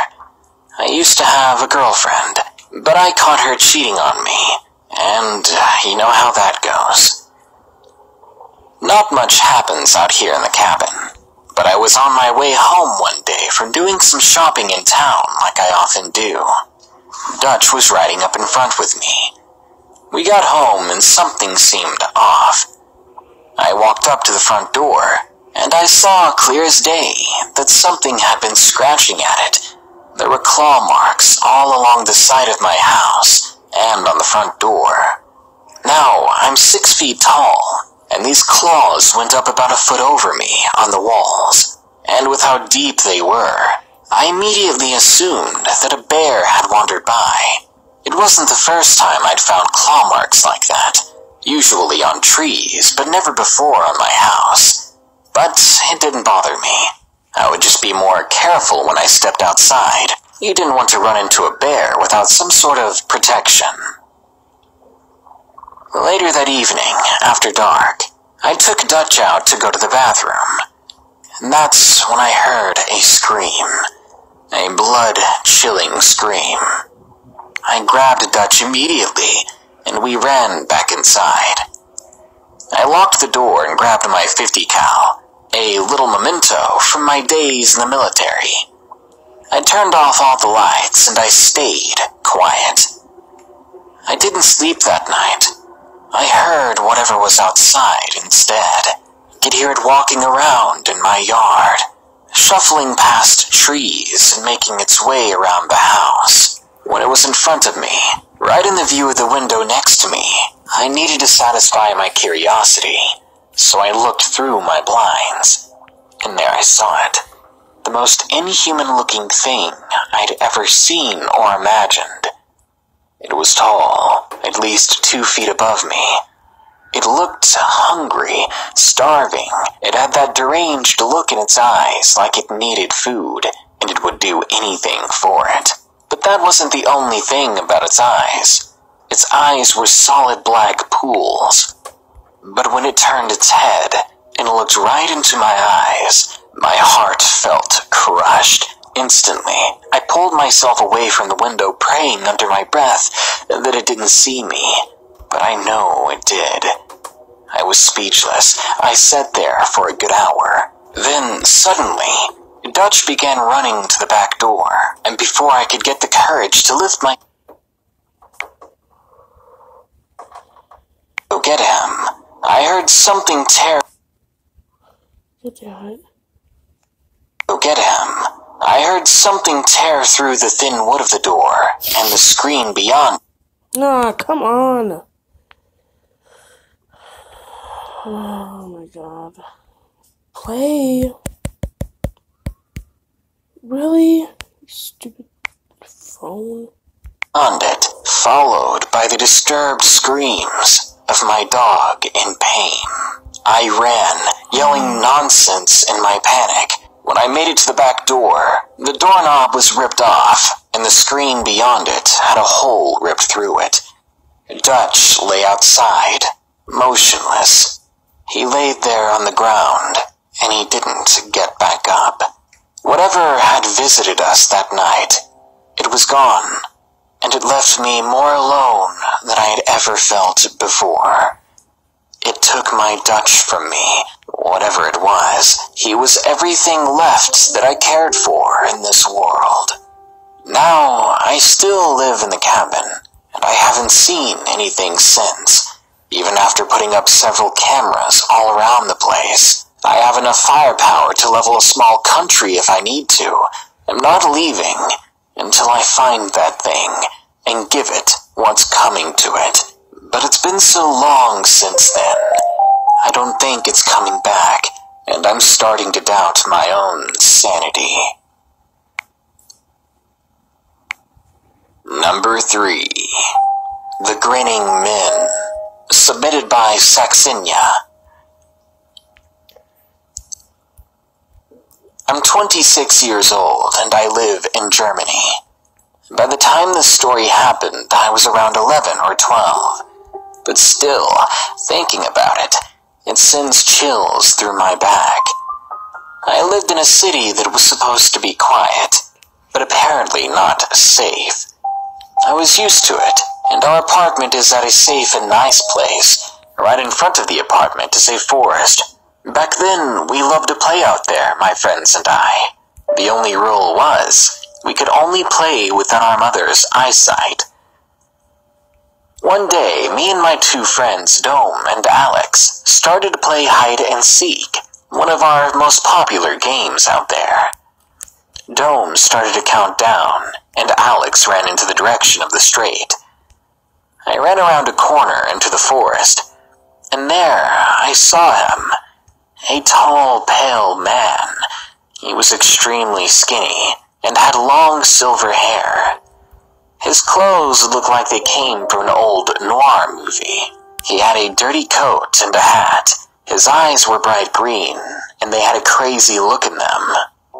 When he saw me, he began to smile. God damn it. Such an evil-looking grin. Come on, stop doing this. Such an evil-looking grin. Such an evil-looking grin, showing his disgusting yellow teeth. Okay, can you stop? I stood frozen. No. Oh, it's gonna fucking annoy me so much. Come here. I stood frozen to the spot as I stared at him. Then he spoke to me with a deep and spine-chilling voice. "Come with me, Sabrina." He offered his hand in my direction, as if I was going to take it. How did he know my name? Did I even know him? He never stopped smiling, and I felt like I would cry at any minute. My mind was reeling, and I was too terrified to move. What did he want from me, this stranger? Then I heard my friends behind me. Alex called to me. "Fast, over here, Sabrina." I turned around in an instant, and was so happy to see my friends. We ran back into my apartment, and I told my mother about the strange man. Afterwards, she went out back in the woods by herself to see if she could find the man. But she told us later she saw no one. So I decided the best bet would be to try to forget about it and to stay away from the woods. That night we played inside, playing new games we had to make up, and it mostly worked. My friends ended up staying over that night, and as we woke up in the morning, I still had this grin burned into my mind, an image of the stranger that I couldn't forget. So I asked my friends what they thought the man was interested in. They just looked at me and asked me, "What man? What was I talking about?" There was no way they could have forgotten about the man just a day earlier. What was going on? I played along, assuming they were playing a game with me, and then we started to change the topic. Years went by. Now, to this day, I still wonder who he was, how he knew my name, and what he may have wanted from me. When I bring it up to my friends, they're still confused and say they don't remember who he was. They claim they don't know what I'm talking about. But that grin, it will always stay with me in my nightmares. I hope I never run into him again. Number 4. Not What I Expected. Submitted by Cayuse. I'm from Poland, and for the past 6 years I've been a member of one of the biggest paranormal investigation teams in my country. Sometimes people call to us and ask for help with things they think are paranormal. I've got a lot of cases, files, photos, and recordings of strange things, and possibly strange creatures. But this time, I'd like to tell you about one of the weirdest cases I've ever seen. It was 4 years ago. I lived along the Czech and German borders, in a mining community. One day I returned from work and saw an email from my HQ.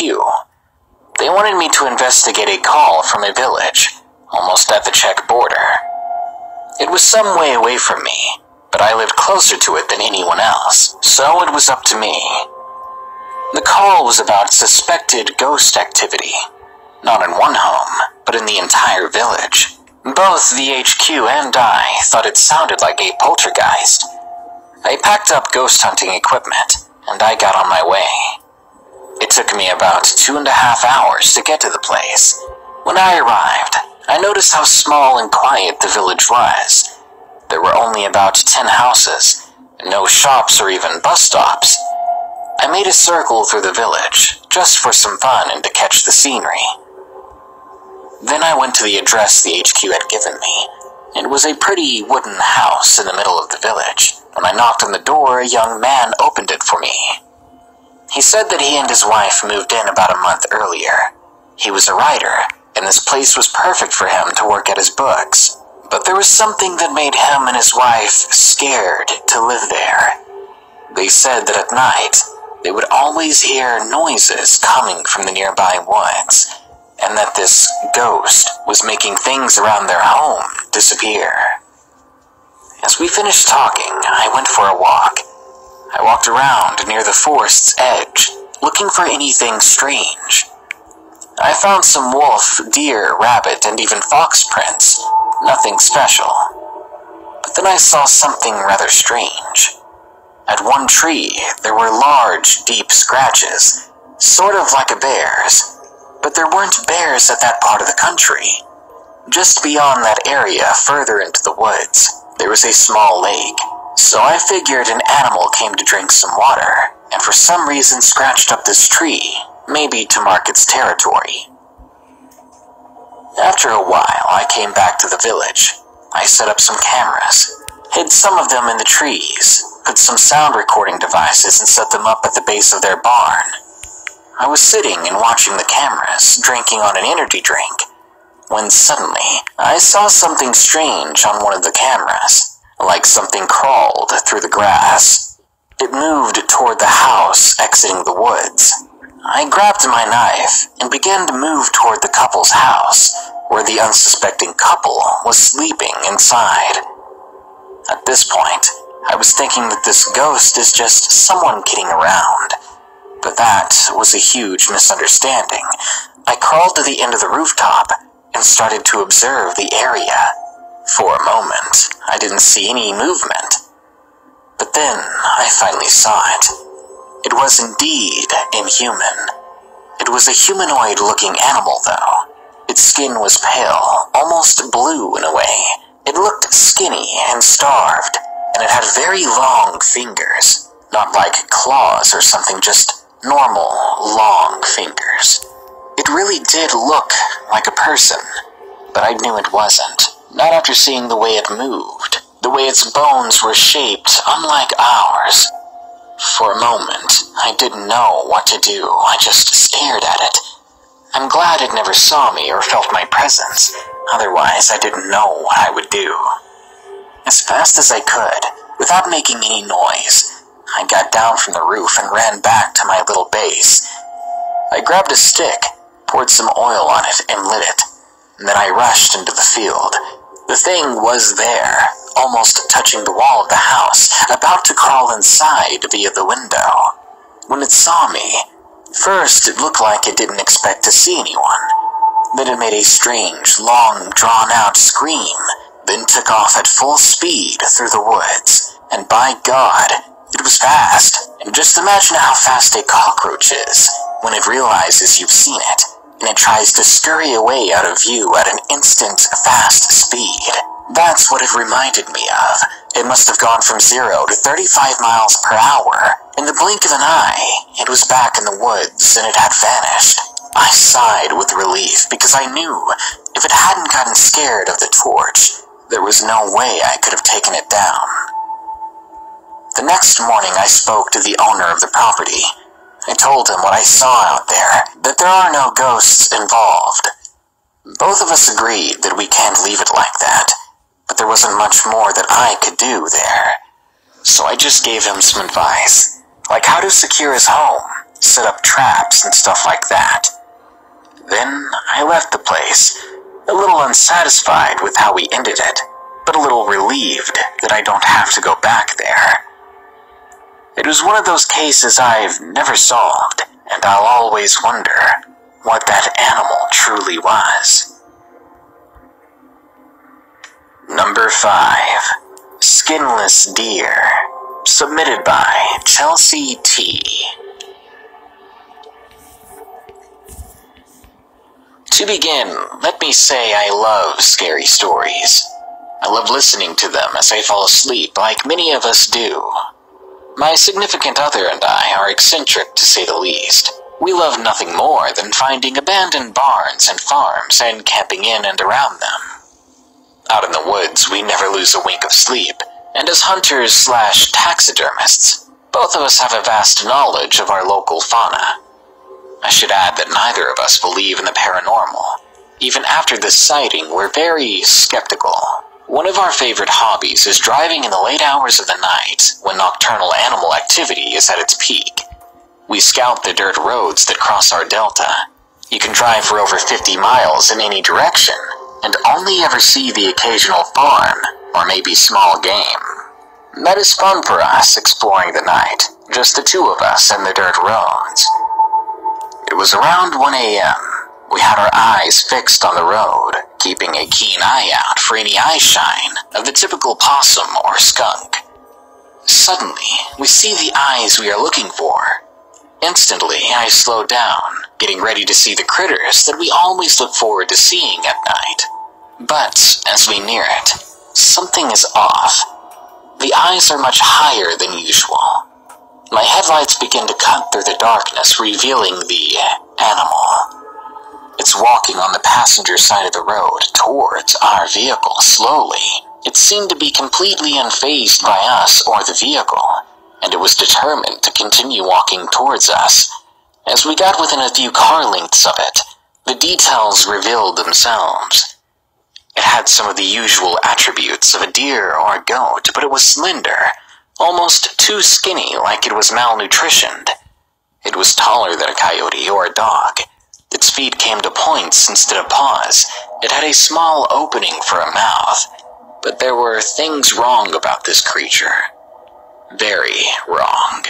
It was fleshy and pink and had no ears at all. It never blinked or even looked at us. Its snout was shorter than normal, giving it a much more rounded, semi-human-shaped face. I heard myself say loudly, "What the hell is that?" As we began to pass it, my significant other turned his entire body to follow it. He kept its eyes locked on the strange thing. Noticing that he had also seen it, I responded in turn. "You saw that too? Let's check it out." We'd only made a few car lengths past the animal, and I could still see it in my rearview mirror. I quickly flipped the car around and raced us to the spot we had just seen it. We jump out, flashlights already in hand. Like I said, we look for game at night often, and have our night kit ready to go to observe animals we may stumble upon. We just didn't expect to see anything like this, not that night. No one ever does, I guess. We both were brazen, and have always joked that if we ever did see anything unexplainable, like Bigfoot or the Loch Ness Monster, that we would track it down to discover what it truly was, instead of running away in fear. We quietly combed the very last spot we saw the thing, and despite both of us coming from hunting backgrounds, we cannot find any trace of any animal being on or near the road. We stand silently, listening for it, and hear nothing. It had vanished into the night. "What did you see?" I asked my significant other. "I guess it was a deer, but it looked like it didn't have skin," he answered. "That's what I saw too. Maybe it was hit by a car," I said, trying to piece together what it could have been. "I guess we saw the chupacabra," he joked, as we got back into the car and continued on our night adventure. We still drive by that spot a couple of times a year. Every time we do, the topic of that night never fails to pop up. I still don't have a clue what it was, but after hearing similar stories of other monsters, a part of me is wary when we do go out exploring. I don't really want to believe what I saw was supernatural, but there's no other explanation for it at this time. Be careful out there. You never really know what you'll run into. Number 6. The Forest of Shadows. Submitted by Brad. I want to start this story by saying that I'm no stranger to weird or paranormal things, and this is the story of the beginning of that familiarity, and what started my obsession with things of the spiritual world. I'm 25 years old, and I'm from North Carolina, in a small town sandwiched between Charlotte and the foothills. We are 30 minutes away from the city, and 30 minutes away from the middle of nowhere. It's the perfect amount of urban to rural ratio. My parents have lived in the same house since I was 2 years old. It's at the end of a dead-end road surrounded by woods on all sides for a few miles. This story takes place around the age of 9 in 2001. My days would consist of going to school, coming home from school, getting one of my 2 friends that lived on the same road as us, and either playing on the road or hurting ourselves, or playing in the woods and hurting ourselves again. We played rough, what can I say? Not too long after this story took place, I almost lost my pinky finger via a skateboard, and I still sport a scar that wraps around my pinky, so needless to say, we were fearless. It was a normal day for me. Me and my mom just got back home from getting me from school. After grabbing a snack, I headed outside, and decided to walk up to where my road and the main road would meet, and to get to my friend Jason so we could go play. Shortly after getting to his door, his dad informed me that he was at his grandparents' house, and I would only be able to play by myself today. I was disappointed. I had nothing to do. You can only do so much by yourself, and there wasn't much in the way of doing in that neighborhood, and not really any other children close by, so I decided to find something to do. I walked through an area in the woods we called the Briar Wall. It was the woods surrounding my parents' house, and it was pretty open, except for one area that was next to impossible to get to, due to all the painful briars. I had explored our woods for the most part, except for the giant area. I never knew if it was just briar bushes, or was it an open field. That place was still a mystery to me.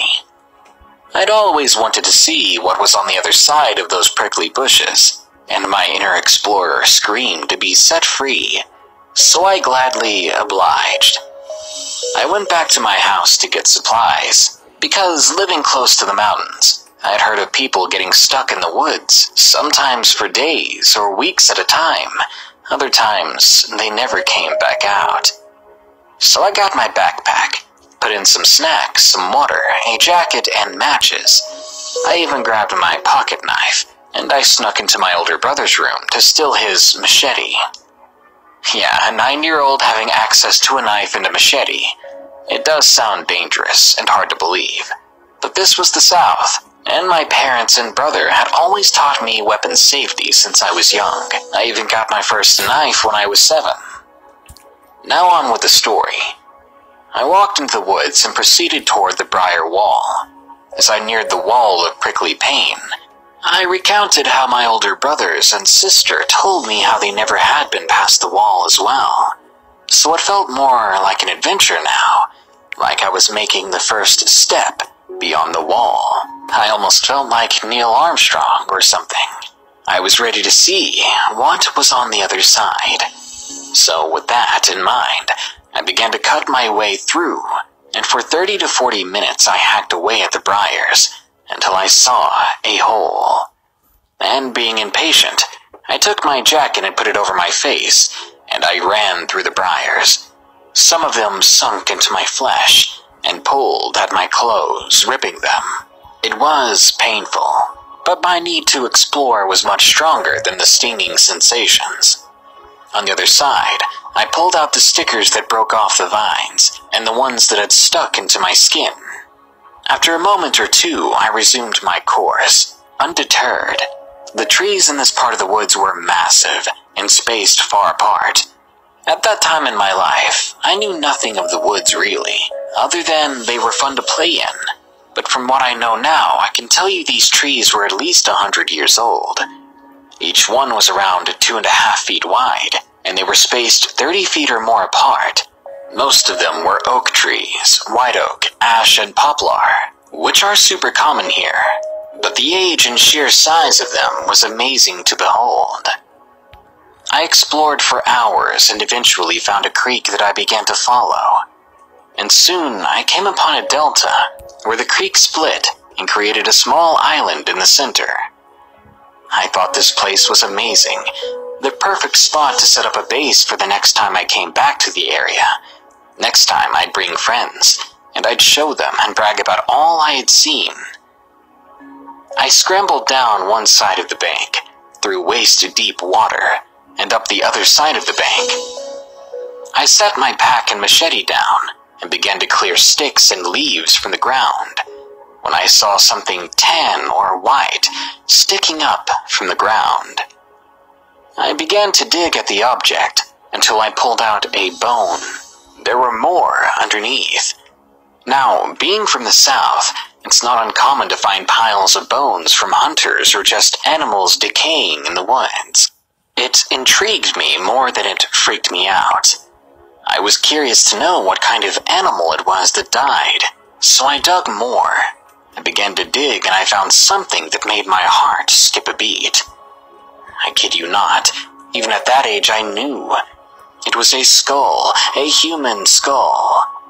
This was something that horrified me. I dropped the skull and began to grab my stuff to leave.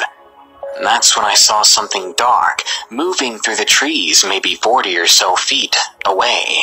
I was scared out of my mind, afraid that I was going to end up in the ground like this guy.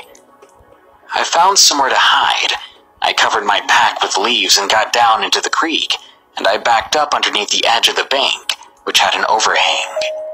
I watched as I saw something moving through the trees. It seemed almost like it was floating. It was human in shape, but blacker than black, almost like what you would think a black hole would look like. I'd never seen a spirit before, but I believed this was one, and it scared me more than anything I'd seen before. When it finally passed where I thought it wouldn't see me, I made a break for it. As soon as my feet left the water, it stopped and began to turn toward me. That's when I turned and ran. I looked back twice. It was behind me, coming for me. Then I pushed through the briar wall. When I looked back the last time, before I got back out of the woods, it was gone. When I was finally out of the forest, the sun was starting to go down, and I had cuts and scrapes all over me due to my mad dash through the woods and briars. But I left the bag and machete, which made my brother mad at me, and of course no one believed my story, but I knew what I saw was real. Since then I found out that the land that my parents' house is on, and those woods, used to be a cow pasture back in the 1800s, where supposedly 2 men and a woman were killed.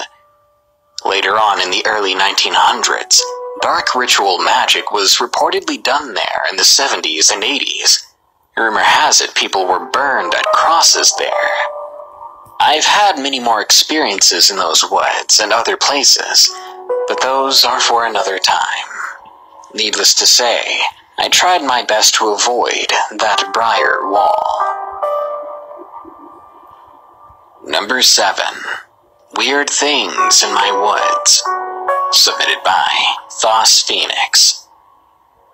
This past summer in 2017, my fiancé and I began finding weird things in the woods outside of our house. We live in a condo complex in the Northeast that is surrounded by woods with walking trails throughout. When the weather is nice, we spend a lot of time outside. My fiancé in particular has several fallen trees that she likes to sit on, and one particular spot that she likes to sit at. I think it's also important to point out that these woods border a pond that we also take our kayaks out on. The only people that we see walking through the woods are maybe 2 people that own dogs, and the occasional people that illegally park in our complex to go fishing or kayaking. We're out there every day for hours on end, when it's warm out at least. Now, the part of the path that we walk on a daily basis extends from this one entry trail to the main path in the woods, and extends down to the left to a beaver dam, then to the right to this clearing in the forest. The trails extend beyond these parts, and more often than not, we only walk the parts described above. One day during the summer last year, we noticed that someone had placed playing cards throughout the path. They were definitely not haphazardly thrown around. They were delicately placed next to fallen logs, nestled in tree branches, inside logs, and placed face up between varying plants along the path. These cards only extended as far as we usually walk, all the way down to the beaver dam to the left of the entry path, and to the right of the entry path by the clearing that I described. In the particular spot that she likes to sit at, we found 2 king cards and a jack perfectly propped up in the tree. Now this particular spot is a little outcropping into the water from the path that has a tree in the middle, and unless you walk out into the outcropping, you wouldn't have been able to see the cards that were nestled in the tree. So whoever placed these cards also placed queen cards in each of the fallen trees that my fiancé likes to sit at. I have a disability with balance, so I never go on them, making them her spot. In the same outcropping, we found a blue rubber ball and an hourglass that had magnetic lodestone on top of it. We have no idea what the purpose of these things were. We took the cards, the rubber ball, and the hourglass back to the house, and we put them in a bag. About a month or 2 later, when my fiancé was out of town doing an herbal training thing across the country, I made it a point to continually walk the woods and see if I found anything else suspicious. Sure enough, I found cards in her favorite spot again, now written on with Sharpie and a notebook-sized paper note. I was out there every hour patrolling the day before, so the note must have been left out there when I wasn't there. Maybe in the middle of the night. I don't know. I'll type up what I can make out of the note here, but some of it is difficult to read because of the handwriting, and also because I found it the day after it rained. To my dear friend, who I love and care about so much, please take the time to undo all the things that have caused me pain through waiting to get out of this maze of the heart and battle. The mind no longer needs to suffer every time another heart goes astray, as the needs wait upon the carnage of the battle. Peace waits and suffers with you along with those whom care in a truly meaningful way. No jokes know the answer to the trail, attempts to undo Father, for they have nodded again and again not by himself, for he has not undone by the reasons unknown to those who waited to save and help Father. Those who must find the way to save and or come to him without the interference and existence of any common oppositional group and individual, living to be again to reign or cause upheaval to one family and again, attempt to hear family and one people and children of one apart. The common oppositional group has tilled countlessly to return and be again but no longer are. Since art is the family of the beginning, and inborn of only myself and of the girls who love you, and family is important, and 2 little girls are also along with their real daddy and real father. The false parents who lied and are common of opposition and evil and hatred and folly, and no longer do exist and no longer get created to be again same with any common opposition, whom are the same enemies of all past moments, except those that ever had to do with truth, perfection, power, and all the things important then to the opposition only could exist for a short time. When reviewing and scanning all the things I found, I did find a second page of the note, which I forgot about, so I'll try to write that here. Along the left side it says, "You all seem very friendly and beautiful." Along the top it says, "Just say friend, invite me in, or for auth a vakplun." And on the other side of the note he says more mindless things, along with referring to himself or themselves as the Lonely Walker. Several cards have also been thrown into the water near the clearing that is to the right of where we enter the woods.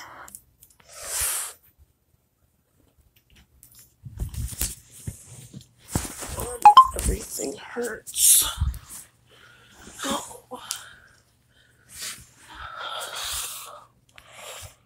I hopped in my kayak, picked them up, and called the police about it. When a cop Oh.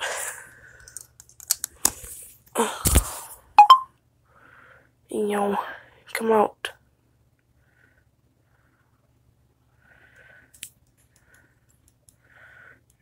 Oh, you stupid thing. police about it. Hey, stop. Police about it. When a cop showed up, he took a look at the note and the cards and told me what he thought. The cards said things like, "Love you girls. If you need a friend to talk to and walk you to places that are fun to drive. You're so pretty. Call the number if you want a true friend. My words are my words, none can be true. I'll be watching and waiting." He said it was probably somebody watching us and was looking to make a friend, albeit creepily. But because the note and cards did not contain threats, there wasn't anything he could do, and he advised us to just be aware of our surroundings when outside.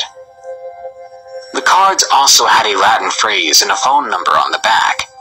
The police officer called the phone number, but nobody picked up, even though whoever left the note and the cards had written to call the phone number if you need a friend to talk to.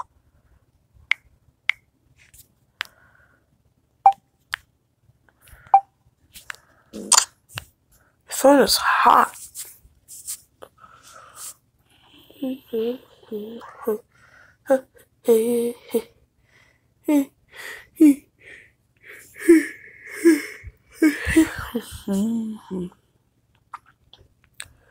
Okay, come on. It's being hot.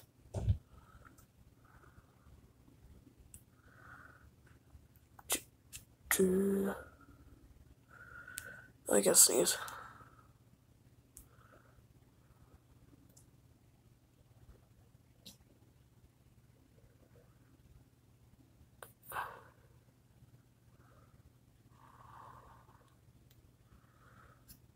Yeah.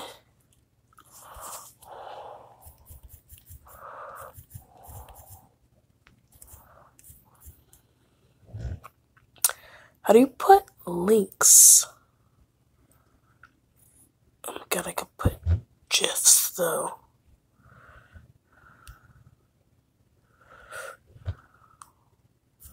Link. That's not what I meant. I just put a GIF. A GIF, however you say it.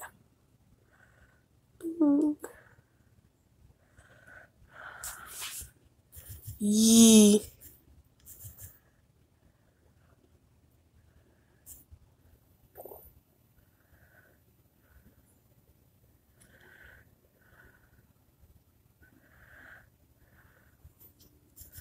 Memes.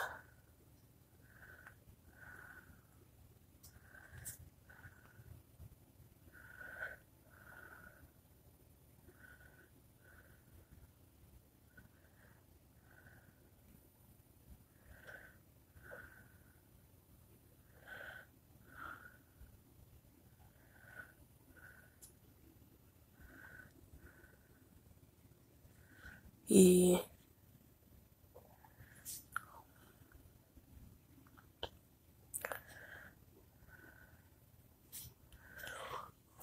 Sad. No, I didn't post. God damn it. And I'm sad. My vibes.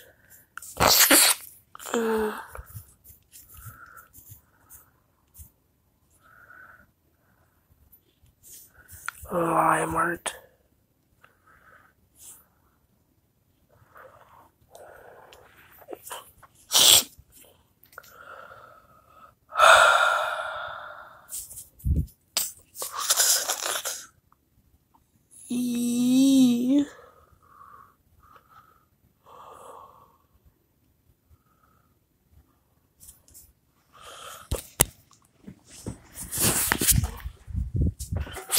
Okay.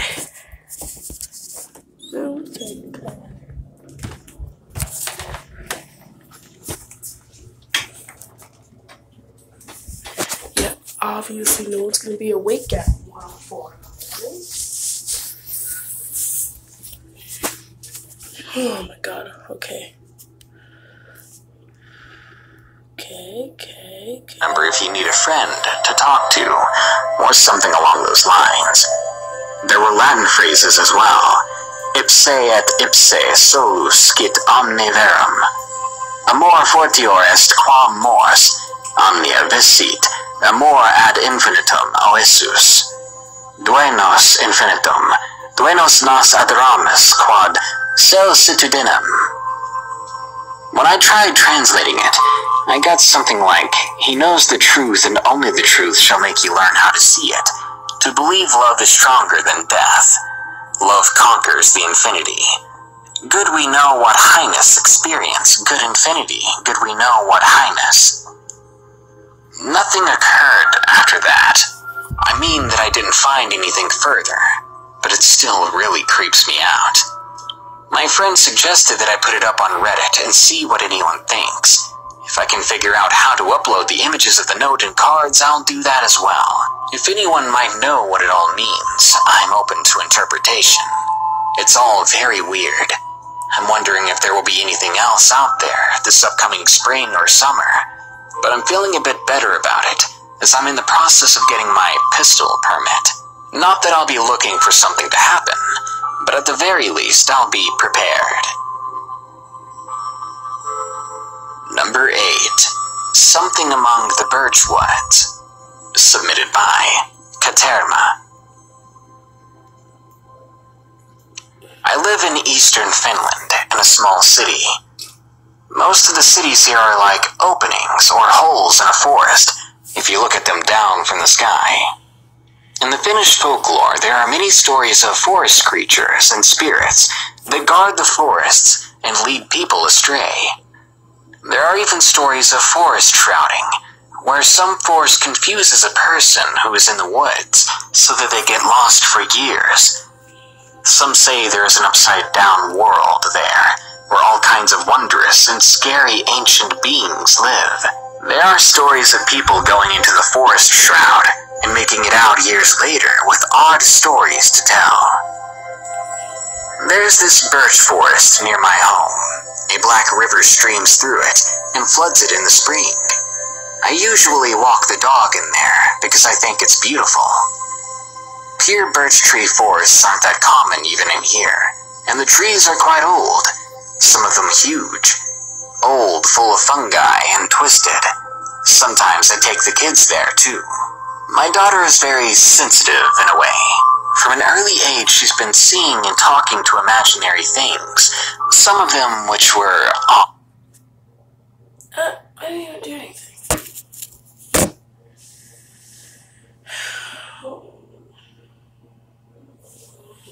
Sick.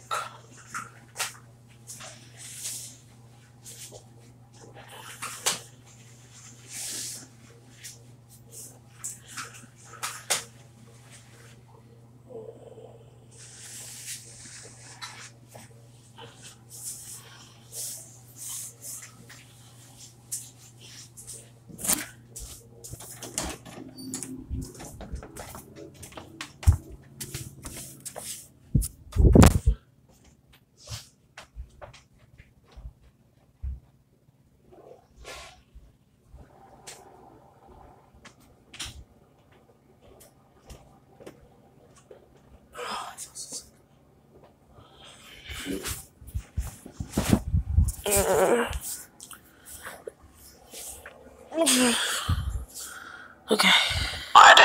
For example, Hey. my now past grandmother.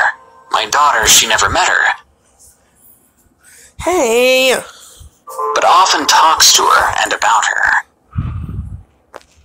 Dude, what the fuck? One day when we were eating at our dinner table, she just stood up, looked out the window and burst into tears, crying, "Goodbye, Mama." That was the end of the imaginary friend that we thought was my grandmother. It's curious, because I think my daughter kind of reminds me of her too. One time during the day, when we were walking among the birch woods, my daughter creepily said to me, there was somebody there. She said it was a dead horse named Lotta. She told me it was very old and lived out here. I laughed at her. I'm just used to these stories from her. I smiled and shrugged and laughed at them, but there was always this weird undertone to her stories. They were fantastic and imaginative, but eerily consistent, like an unconscious hint of a memory. I think she's a smart child with a good imagination, but when she cries at night and I walk into the room to find her sleepwalking and pointing at an empty chair in the middle of the room, it feels uncanny, like there's something between the lines. A couple of months ago, it was a full moon, and I was walking my dog at night. I was going for a walk in the birch forest. The moon painted the frost bluish. As I approached the forest, the birch trees rose from the frozen ground like these white, upside-down ruins, and behind them, just black with hints of more white sides of the trees. It must have been like 100 meters away. I must have been 100 meters away from the house when I heard something from the dark forest. Something heavy was moving around in there, crashing through the trees. Sometimes I've heard the rabbits scream in there when a lynx or a fox gets them. The rabbits scream like a small child when they're being killed. But this was something different. A wild boar, maybe. Maybe a moose. The dog was also interested in the sounds, its ears pointed upwards towards the sky. We walked closer to the white trees and the noises got louder. We both stopped to look. The dog didn't bark, it just pointed its nose towards the sound. As we walked back and made it to about 20 meters away from the tree line, the sounds stopped.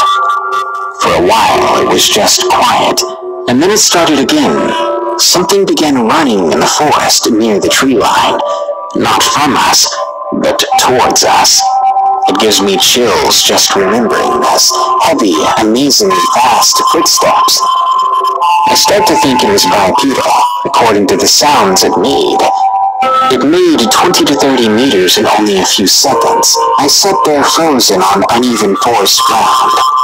I looked between the trunks over fallen trees and bushes, thinking, this isn't a human being at all, and it's definitely no moose.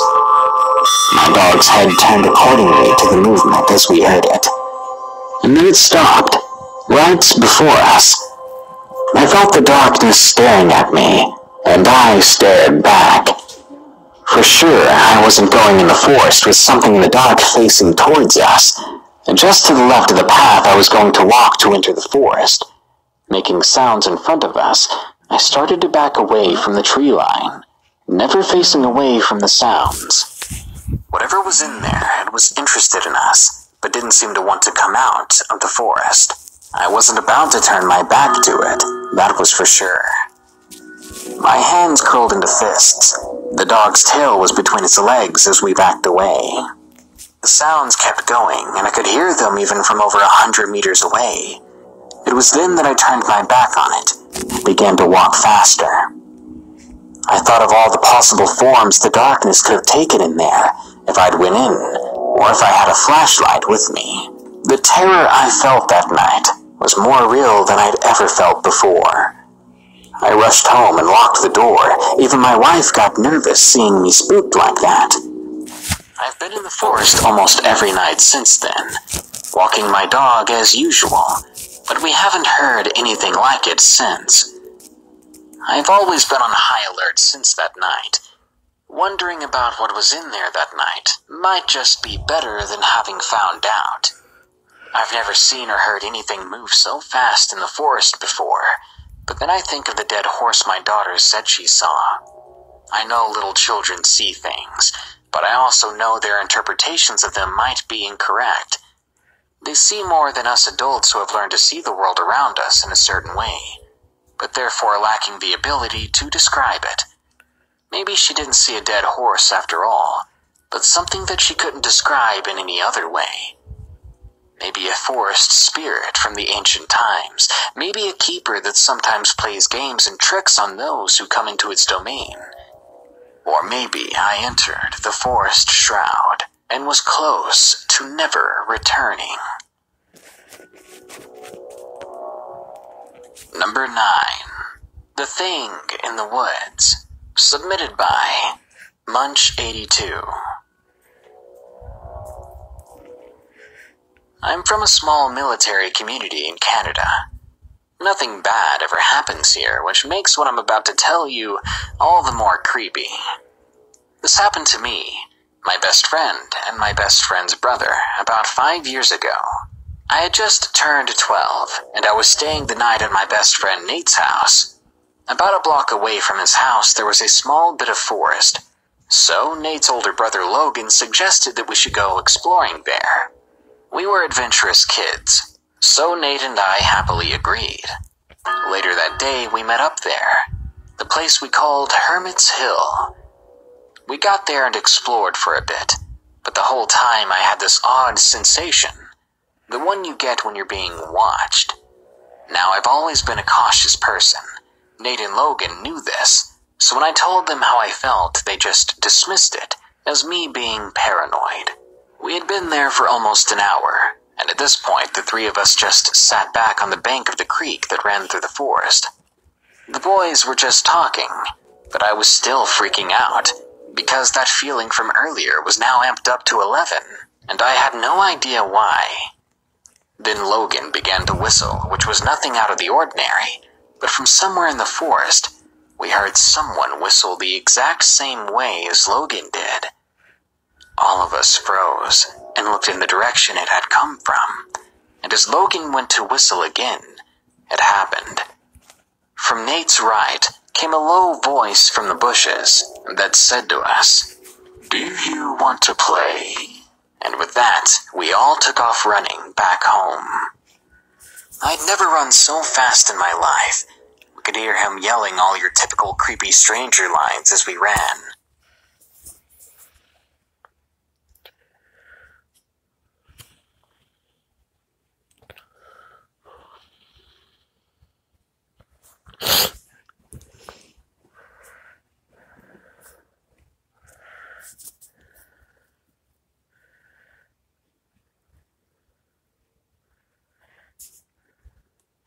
At one point, I thought I could hear footsteps behind us, and all I could think about was that I was going to be taken and never found.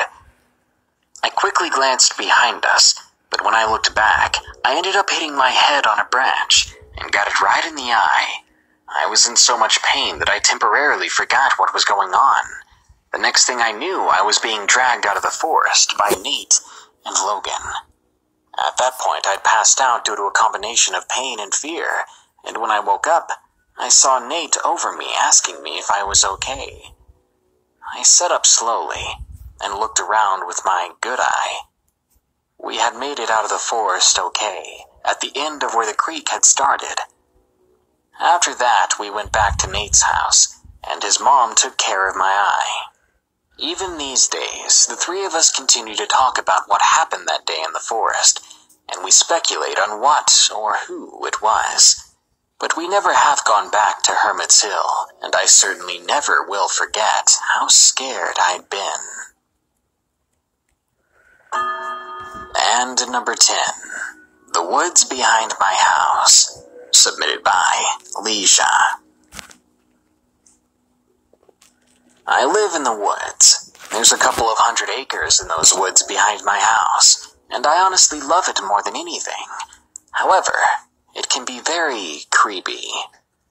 Between the hunters that own the property behind ours and almost getting shot by them, as well as teenagers sneaking into the fields in the middle of the woods to party. My childhood was kind of exciting, I suppose. When I was around 10 or 8 years old, my friend and I had a cheap EVP recorder we used for giggles.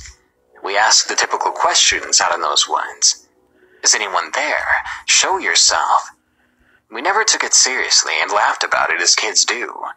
But one day when we did it, we played back a recording and heard something say, "Leave," in a whispery voice.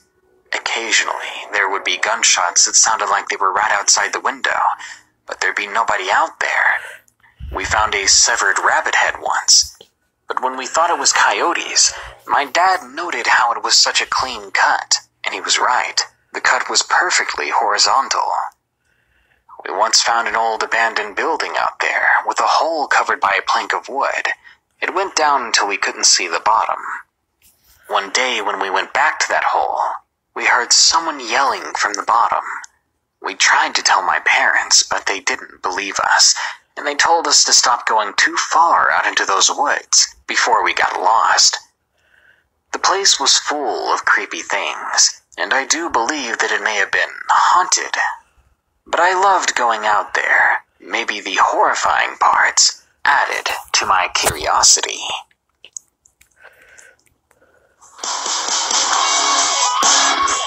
The woods are vast. If you ever get lost in them, they might just seem endless. Little did you know that the last thing you'd have to worry about when getting lost in the woods is dying of thirst or starvation. Because, as you can probably tell from these stories, it's often something else that gets to you first. Something that defies all human explanation. Good night. Be sure to like, share, comment, and subscribe if you enjoyed the video. Be sure to send me your stories using the links in the description. And think about...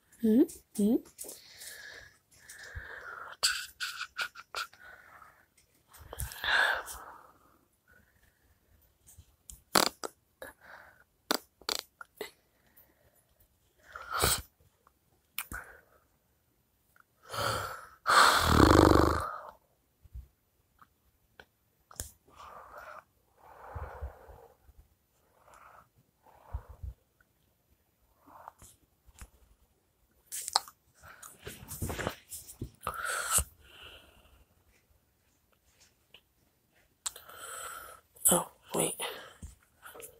Here.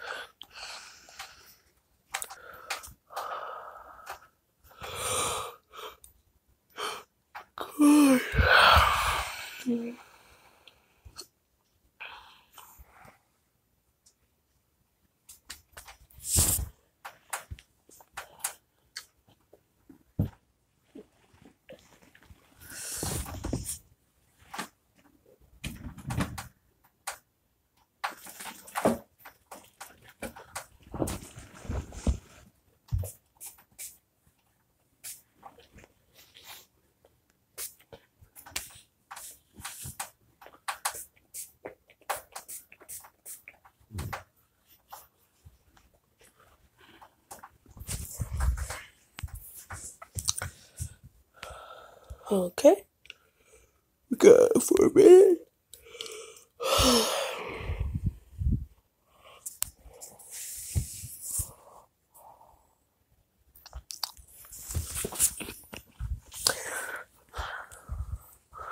So we shall just draw it in. Silence.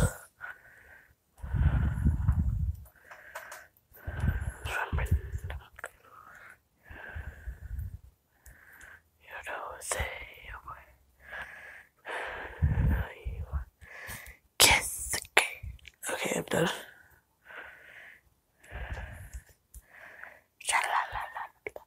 I hate myself. Oh my god.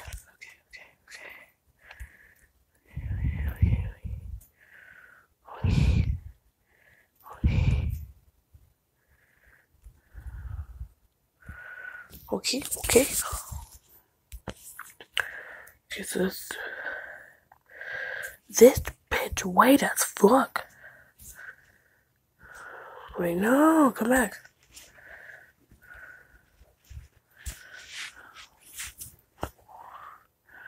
She's like this light. She's literally a ghost.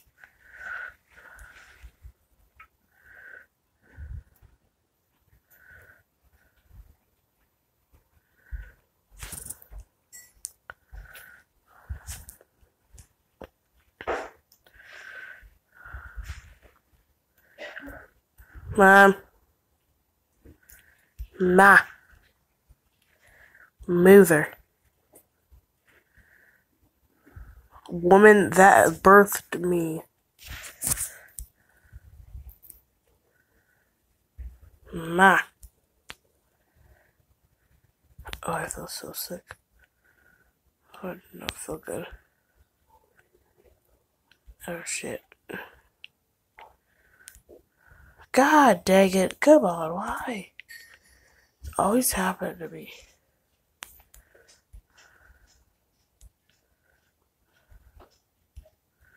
Woman that has birthed me from her wombeth.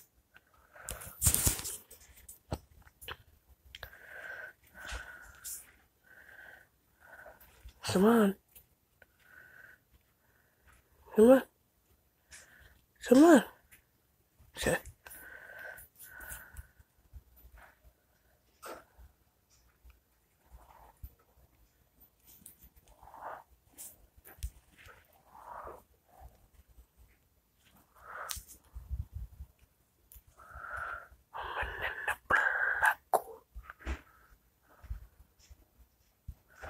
What is this? Yes.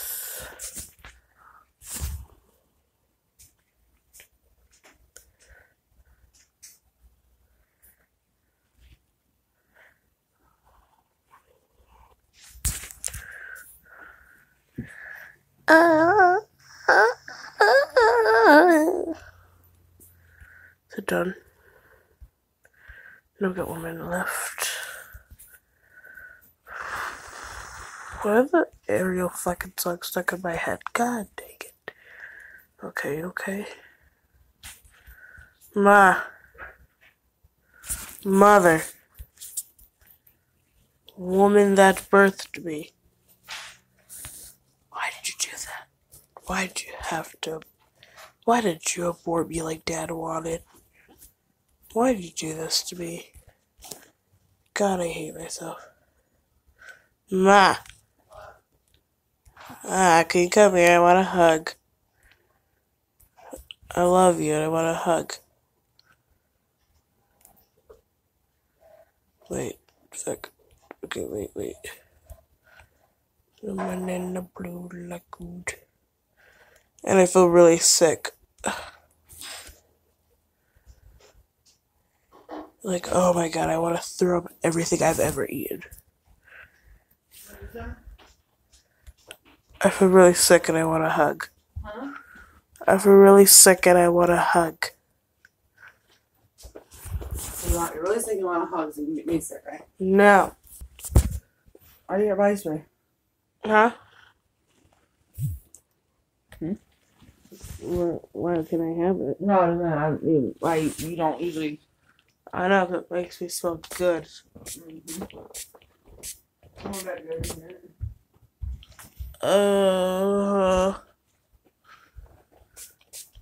I smell delicious. I smell like...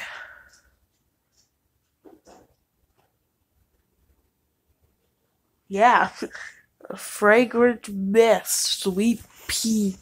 Ah. Ah. What? Doing what? I didn't say anything. No, just screaming. I was yawning. Stretching. I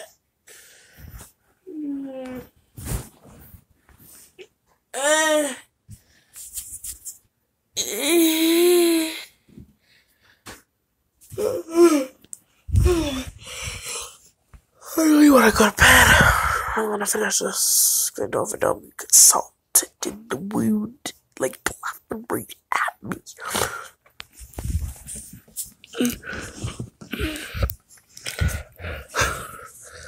La la la la la la la la. Oh my god, I forgot to feed my friends this morning. I just remembered that.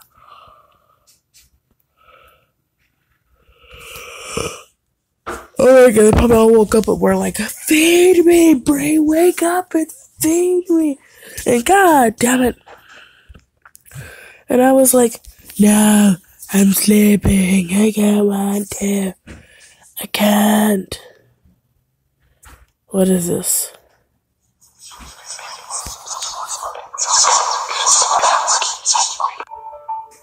Something from he was dating a friend of mine, so I saw more of him.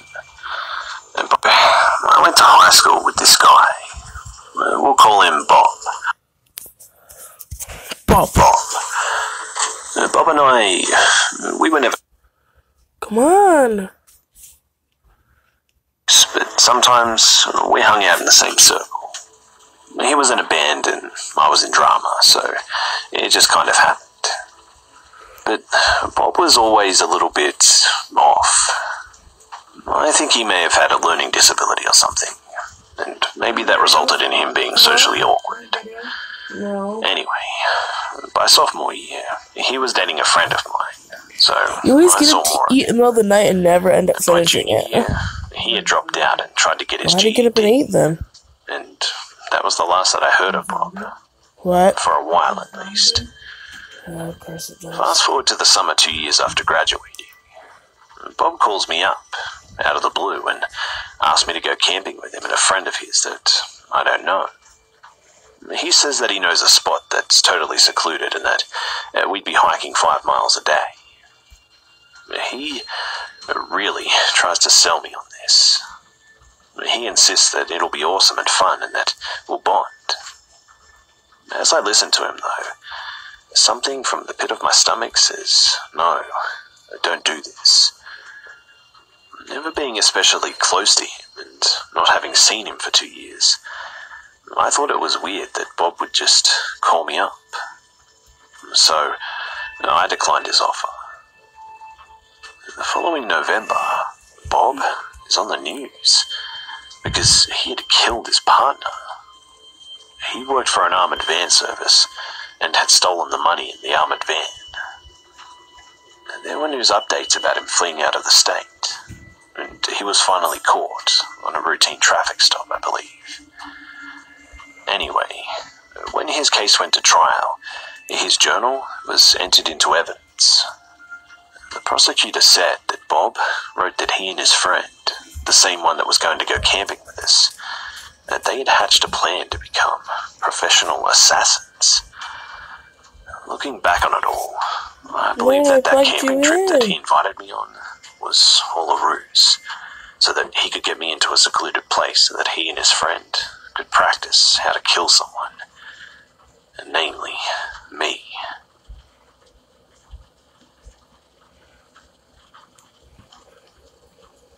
A couple of years ago, when I was way more sporty than I am now, I used to go for regular runs in the woods about a 15-minute drive from my house.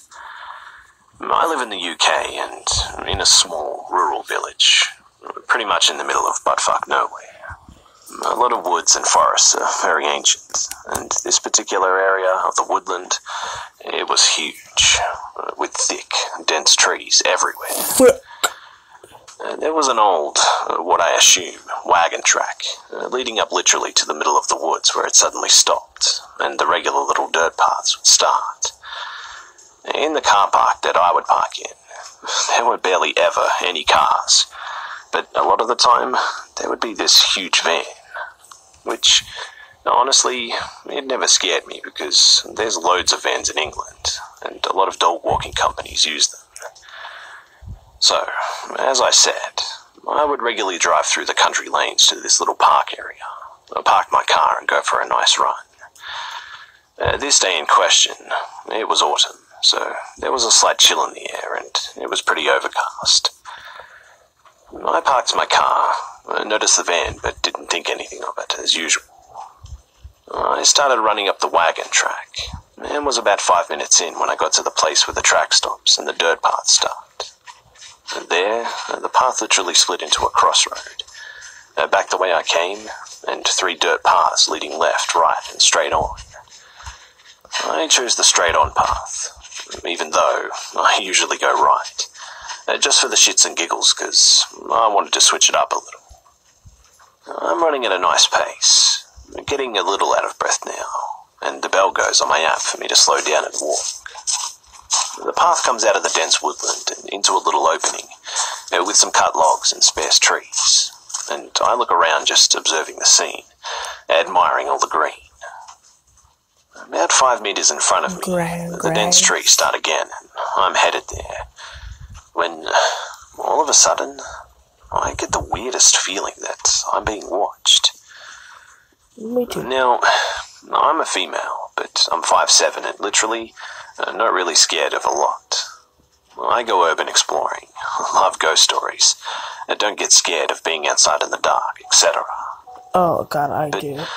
For some reason, I get the scared hairs on the back of my neck stand up, and I'm like 99% sure, without a doubt, that someone is watching me. My pace is still normal up to this point. Don't say I'm just walking towards the dense trees, trying to figure out whether to turn around or not. When I get to the start of the thick woodland, and my eyes adjust to the darkening of the light, I chalk it up to my imagination and carry on forward, stepping over some brambles. My breathing by this point is normal again, and I was moving at what I imagined was a stealthy, nimble tread, like Legolas through the forest, and my wits about me. Although, clearly not enough for me to get the fuck out. But, looking back, I was probably crashing through the undergrowth like a bull in a china shop. I am literally creeping the fuck out, thinking about turning back, sure that someone is watching me. When I look up from the ground and see a figure slip back behind a tree, about 2 meters in front of me. 1, 2, 3, 4. I literally freeze with my legs still lifted, like a fucking cartoon character, and process what the hell I just saw, whether it was a trick of the light or not. But after a pause of stupidity, I realized whoever it was, I could see their arm still sticking out slightly from behind the tree. Now, I'm usually a good fight-or-flight instant decision maker, but for some weird fucking reason, I literally just started backing up like a stealth ninja, which, mind you, I am not, and tripped over the brambles I had literally just been stepping over. I see the man begin to move out from behind the tree, and get up off that floor like a whippet, running back out into the clearing. I run all the way onto the other side of the clearing, before stupidly stopping, and looking back to see if I had been seeing things or something. And, as I look back, this fucking tall as fuck, really skinny man in a black hoodie, zipped right up to his face, steps out from the other side, and literally just cocks his head towards me, staring. Honestly, I cannot tell you how fast I turned on my heels and just bolted. At this point, I'm flying through the fucking forest like Bear Grylls, one headphone still in, listening to the Couch to 5K woman tell me, "Good job, you're halfway there," and thinking ironically that I'm literally running for my fucking life. I don't stop this time until I'm back to the car.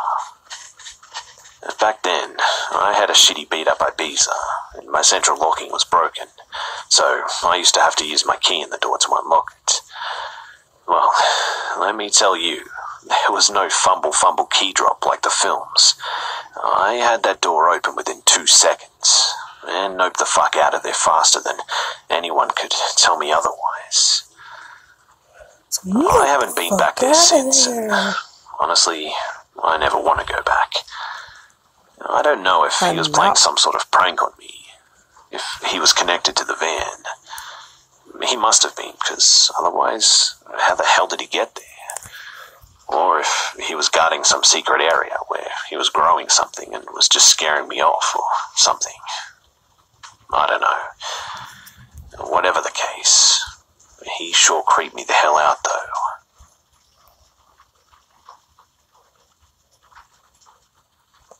Before I begin with my story, I need to give a little bit of background about myself. I'm a 21-year-old male, living in Germany in a rather big city, living on my own in my apartment. I moved out about 9 months ago. I finished my schooling and was finally in my own apartment. Everything was alright with the apartment. It was furnished and I made myself pretty comfortable in it quickly. Time passed and I enjoyed living there more and more, and everything was just totally normal, as you'd expect it to be. But one night, about 5 months ago now, I heard a loud bang that woke me up. It was a Saturday night, so I thought that it might be a drunk neighbor or something that shut their door loudly. Our stairwell echoes from loud noises, unfortunately. Thinking that, I tried to fall back to sleep again. But then I heard something again, and this time, it was like a woman was crying, really quietly. So I got up and pushed my ear against the wall from the other side of my bedroom. And now, I could hear it really clearly. I didn't really know what to do in that moment, since we just lived wall to wall as neighbors and weren't actually living together or knew each other. But then, all of a sudden, it just stopped. Many minutes passed, and there was no more noise coming from the room, so I just decided to go back to sleep and check on her the next day. Since it could have been a private issue, and it wasn't like she was screaming or anything, I just let it go. After thinking about my decision that night, I kind of feel bad that I didn't call the police or something, just to be certain that everything was okay. But anyway, in the morning, before breakfast, I got out of my apartment and walked to the house next door. I looked at the nameplates. No nameplate. Weird. I still tried it though, and pressed on the doorbell. Nothing. I then tried again, but I had no luck. And there was an old lady standing in the stairwell, looking at me. She asked nicely what I wanted, and I told her that I wanted to talk to the girl living on the 4th floor, on the left. There are usually 2 apartments on 1 floor in Germany, with a few exceptions here and there. She gave me a look as if I spoke in a different language, though. So I asked her twice because I thought that she didn't understand me. She then said that there was nobody living there for like 3 months now. I was perplexed at this, but I thanked her and decided not to tell her about my last night because I didn't want to scare her or anything. I told her that it would be nice if she could hand out the number of the landlord to me. With the number, I went back home and had breakfast since it was early in the morning still. Later, when I called and told the landlord what I experienced, he kind of laughed and indicated that I was talking trash. Nevertheless, I convinced him to still check on it since there might be something up. We agreed upon meeting at noon, and he seemed to be pretty upset about this because he had to lift his ass midday for just nonsense, apparently. Anyway, we met and we went up the stairwell. As we got closer and closer, my heart started beating really fast. Now standing in front of the apartment, my heart was ready to explode, in fact. He unlocked the door and I entered, rushed in every room, and it was empty. Every room. I stopped in the room that was right next to my bedroom. just the wall separated it. I honestly couldn't believe it, and started questioning myself if it was just me.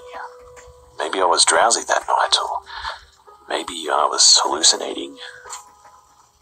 I'd never hallucinated before, though. Either way, I felt dumb, and the look that the landlord gave me, it wasn't helping. It was really embarrassing.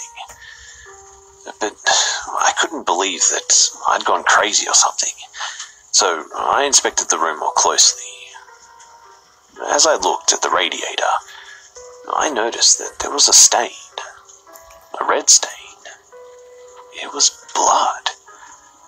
Now, I called the landlord over and pointed at the stain, and he assumed that it was just simple red colour or something. But I insisted that he give the police a call to be 100% sure. The landlord made the call pretty annoyed, but now visibly nervous too. The police arrived and I began to tell them my story. Because the police knew that we may have found some blood, they already knew to bring black flashlights with them. And as soon as they turned the flashlights on, we saw several shining stains smeared on the side of the radiator. Furthermore, there were a few more stains spread all over the room. Little splatters here and there. These drop stains ended right in front of the window across the room too. And that was it. There was nothing else that we could see. After that, the police interviewed me again and told us that we could leave now so that they could try and investigate the apartment. A little bit shocked, I went back home, but I couldn't stop thinking about the crying woman. Days passed and the police, they never contacted me again. So I called my local police department to see if there was anything new that came up from the case. The officer told me that there was nothing else found at the crime scene. And I mean absolutely nothing. No fingerprints, no footprints, no items, no hair, nothing. The cleaned up bloodstains were just in that one room. And no one has seen anybody strange in the house. The door lock was intact, of course, and no one was missing in the area. And the landlord wasn't the suspect. They remember the Powerpuff Girls. They only confirmed that the blood samples that they found were from a male and female, which made it even more mysterious. I've never heard anyone else after that night, too. This whole story haunted me for a while, too, since I got all kinds of questions, like, who was she? Why are there no more traces of anyone? And how could she even get into the apartment without having a key? And why even go?